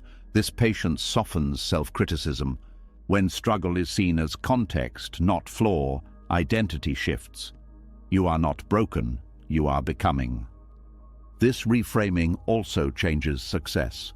Success is no longer absence of struggle, it is presence within it. The mud also grounds you. It keeps you connected to reality. Idealized paths often lead to disillusionment. Real paths include difficulty. Struggle reminds you that wisdom is lived, not imagined. It is earned through engagement. When you stop apologizing for your mud, you stop hiding. You bring your whole self forward. This wholeness is powerful. There is also relief here. You no longer carry the extra burden of shame. Difficulty is enough without judgment added. Reframing struggle allows gratitude to emerge, not gratitude for pain, but gratitude for what pain has revealed. The lotus blooms not in spite of where it grew, but because of it. It does not reject its origin, it integrates it. In the same way, your clarity, your compassion, your depth are not accidents. They are shaped by where you have been. When you understand this, the path changes tone. It becomes less about correcting mistakes and more about honoring process. Struggle stops being evidence against you. It becomes evidence of engagement. And in that understanding, you stand taller, not because the mud is gone, but because you no longer believe it disqualifies you. You do not apologize for the conditions that shaped you. You grow from them. And like the lotus, you rise without denying where your roots are planted. When you stop apologizing for the mud and accept struggle as part of the terrain, another quiet discomfort often remains. Even with acceptance, even with patience, even with trust, there is still confusion. Direction is not clear. Answers do not arrive. You may be doing everything right and still feel lost. This is the moment where many people turn back, not because the path is wrong, but because they believe certainty should come before movement. Feeling lost is usually treated as a warning sign, as proof that something is off course. The mind believes that correct direction should feel confident, clear, and reassuring. But in lived experience, this is rarely true. Often, the most honest movement forward happens while clarity lags behind. Confusion does not mean you are failing. It means the old maps no longer work, and new ones have not yet formed. This in-between state is uncomfortable because it removes familiar reference points. You cannot rely on past identities. You cannot see far ahead. All you have is the next step. Walking forward while feeling lost requires a different kind of trust. Not trust in understanding, but trust in orientation. You may not know where you are going, but you know what no longer aligns. You know what feels false. This knowing is enough to keep moving. The mind resists this because it prefers explanation over experience. It wants to label the path, name the destination, justify the effort. Confusion offers none of this. It asks you to proceed without intellectual reassurance. This feels risky, but it is often necessary. Many people wait for clarity before acting. They believe movement should follow understanding, but often understanding follows movement. As you walk, perspective shifts. As perspective shifts, clarity emerges. Waiting for certainty can mean waiting forever. Confusion is not absence of direction. It is absence of confirmation. You are moving, but you are not being applauded by your own mind. This lack of feedback creates anxiety. Buddhism teaches that anxiety is not always a signal to stop. Sometimes it is a signal that you are learning to walk without crutches.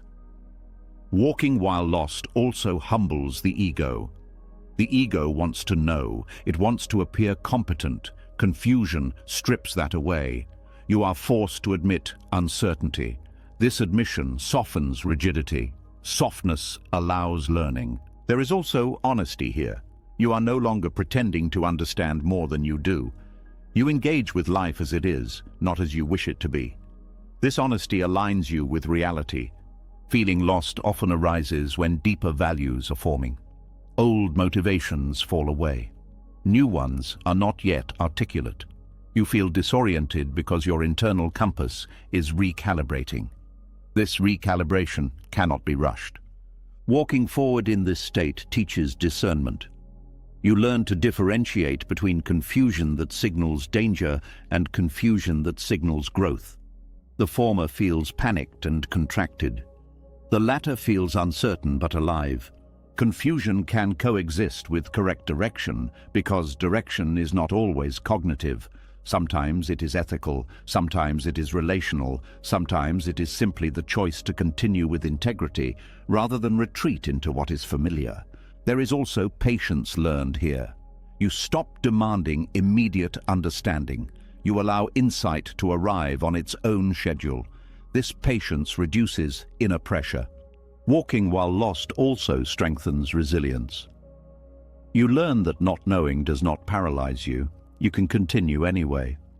This ability becomes invaluable during future uncertainty. The mind often equates being lost with being wrong. But many transformative journeys begin with disorientation. When familiar landmarks disappear, you are forced to rely on awareness rather than habit. Confusion also creates openness. Without fixed ideas, you are receptive. You notice unexpected signs. You listen more deeply. This receptivity invites guidance that certainty would block. Walking forward without clarity also changes how you relate to fear. Fear loses its authority to stop you. You learn to carry fear while moving gently. This skill builds confidence. There is also freedom here. You are no longer bound by rigid plans. You respond to what arises. This responsiveness keeps you aligned with reality. Confusion teaches you to value direction over destination. You focus on the quality of your steps rather than the endpoint. This focus improves how you walk. Walking while lost also reveals how much of life is navigated this way. Few things are fully understood in advance. Accepting this reduces frustration. There is also compassion for yourself here. You stop demanding clarity as a prerequisite for worth. You allow yourself to be human. Confusion often arises when you are leaving something behind. Old identities dissolve before new ones form. This dissolution feels like being lost, but it is also being freed. Walking forward while lost requires attention to small signals. What feels slightly more honest? What feels slightly less heavy? These subtle cues guide you. There is also trust in process. You believe that meaning will emerge through engagement rather than analysis alone. This belief supports movement. Confusion can coexist with correct direction because direction is often felt before it is understood. You sense alignment even when you cannot explain it. The mind resists this because it prefers certainty. But certainty can be misleading. Many wrong paths feel certain. Many right paths feel confusing. Walking forward while lost also dissolves perfectionism. You stop waiting to feel ready. You begin where you are. This beginning creates momentum. There is also humility here. You accept that you are learning. Learning requires uncertainty. Without uncertainty, growth stagnates. Confusion invites questions, not questions demanding answers, but questions that open awareness. These questions deepen insight. Walking without clarity also trains presence. You cannot rely on autopilot. You must pay attention. This attention sharpens perception. There is also courage required. You move without guarantees. This courage is quiet but powerful. Confusion also reduces attachment to outcome. You are less invested in how things turn out because you cannot predict them. This reduces anxiety. Walking forward while feeling lost teaches you that direction is not always visible.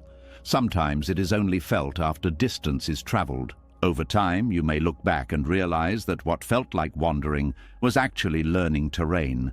You were gathering experience, not wasting time. Confusion also builds tolerance for ambiguity. Life is ambiguous. Resisting this creates suffering. Accepting it creates ease. Walking while lost allows you to meet life freshly. Without assumptions, you see what is actually there. This seeing is valuable. There is also faith here. Not faith that you know where you are going, but faith that you can respond wisely as you go. Confusion does not disqualify you from progress. It often accompanies it. When you stop treating being lost as failure, you stop panicking, you move more gently. This gentleness keeps you aligned. Walking forward while lost also teaches surrender. You release the need to control understanding. You allow insight to unfold. There is also strength here. You are not waiting for certainty to live. You are living now. Confusion becomes less threatening over time. You recognize it as a companion on the path rather than an enemy. Eventually, clarity does emerge. Not all at once, gradually, often quietly. And when it does, you realize it could not have arrived sooner. It needed the walking. It needed the uncertainty. It needed the humility. You were not lost in the way you feared. You were learning how to move without a map. And that learning becomes one of your greatest strengths. When you learn to walk forward, even while feeling lost, another space quietly reveals itself. A space that feels suspended. You have acted. You have chosen. You have planted something, but nothing has answered yet. No results, no confirmation, just waiting. This pause is uncomfortable because it does not belong to effort or outcome. It belongs to neither past nor future. And yet, this is where much of life actually happens. There is a deep unease in the gap between cause and effect. You do something meaningful and expect a response. When none comes, the mind fills the silence with doubt. Did it work? Did it matter? Did I choose wrong? This questioning is natural, but it often turns the pause into suffering. Buddhism invites a different relationship with this space. It calls it sacred. The pause exists because life does not respond instantly. Causes move through layers of conditions before effects appear. These layers are complex and mostly invisible. The mind struggles with invisibility. It wants feedback. It wants reassurance. When reassurance is delayed, anxiety grows. The sacred pause asks you to stay without reaching forward, to remain present without demanding resolution. This is difficult because the mind believes peace should arrive after results, not before them. But waiting for outcomes to feel settled keeps you restless. Living peacefully in the gap requires trust not in results, but in process. You trust that causes are moving even when effects are silent. This trust is quiet. It does not eliminate uncertainty. It allows uncertainty to exist without panic. The pause reveals how attached you are to outcome. When nothing happens, attachment becomes obvious. You feel tension, impatience, fear. This is not failure, it is information. The pause shows you where clinging lives. There is also vulnerability here. Without outcome, identity feels unstable. You are no longer someone who succeeded or failed. You are someone who acted and is now waiting. This undefined state is uncomfortable, but it is also freeing. You are not yet boxed into a story. The gap between cause and effect is where integration happens. Actions need time to settle into the system. Lessons need time to mature. Without pause, nothing integrates. Everything remains superficial. The mind often treats the pause as wasted time. But pause is not absence, it is incubation.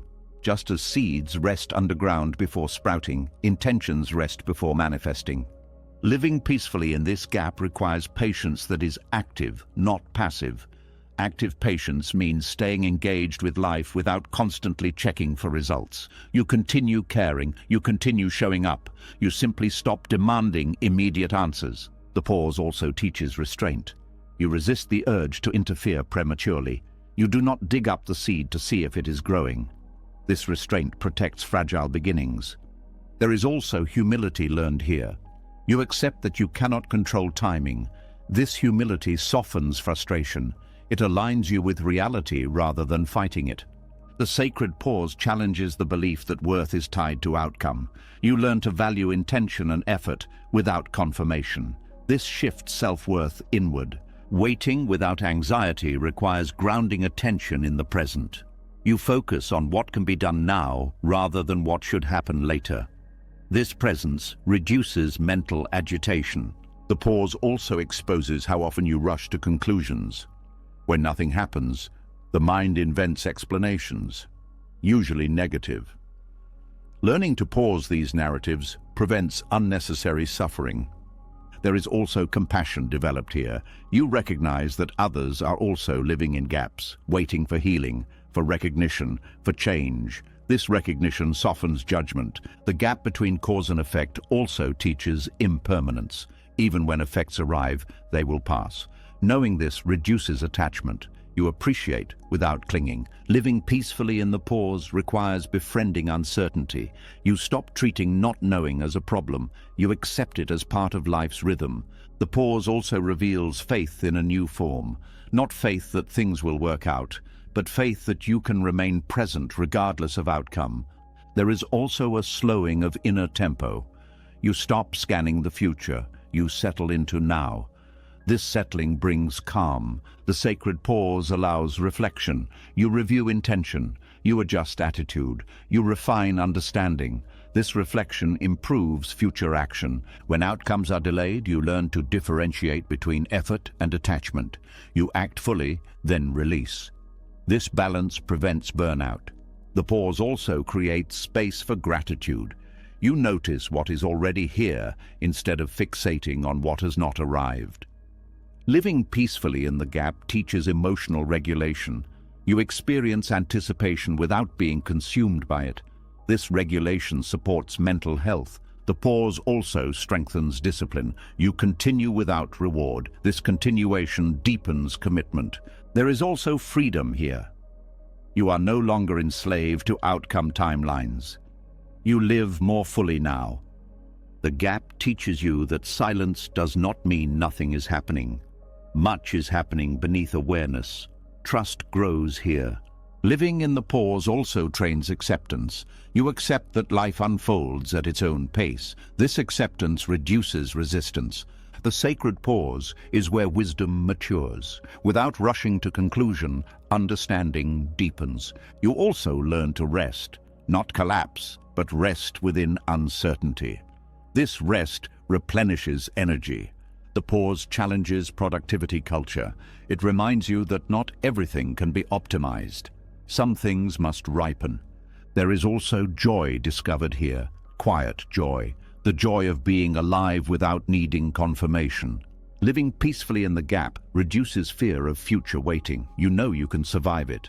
The pause also sharpens discernment. You notice which impulses are driven by anxiety and which by clarity.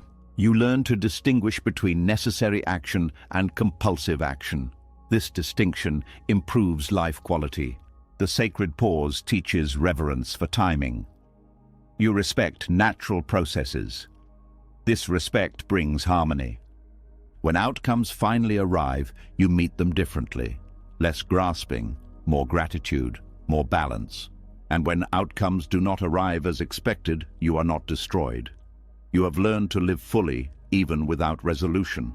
The gap becomes familiar. It no longer frightens you. It becomes a place of quiet strength. You stop rushing through life waiting for things to happen. You live where you are. The sacred pause becomes a teacher. It shows you how much suffering comes from impatience. Living peacefully in this space transforms waiting into living. You realize that much of life is lived between action and result. Learning to inhabit this space is learning how to live at all. The pause is not empty, it is full of becoming. And when you stop trying to escape it, you discover that peace was never waiting on the other side of results. It was available here all along, in the space where you learn to trust without proof. What you've heard is not a lesson about waiting. It is a reminder that movement does not need speed to be real. You've seen how trust grows in silence, how effort continues without witnesses, how confusion can walk beside clarity, how patience protects wisdom, and how growth unfolds even when nothing seems to change. You've learned that slowness is not failure, that struggle is not a flaw, and that stillness can carry more progress than urgency ever could. What moves slowly is still moving forward because it is honest, because it is rooted, because it is not trying to escape the moment it is in. Trust is not loud. It does not rush. It stays. If something in this journey spoke to you, Leave a comment with the words, "I am still moving forward," not for anyone else, just as a quiet marker that you heard what you needed to hear today. And if you want more teachings like this, calm, grounded, and meant to stay with you long after the video ends, subscribe to the channel and turn on notifications. Move at your pace, stay with the path. And remember, even now, even here, you are still moving forward.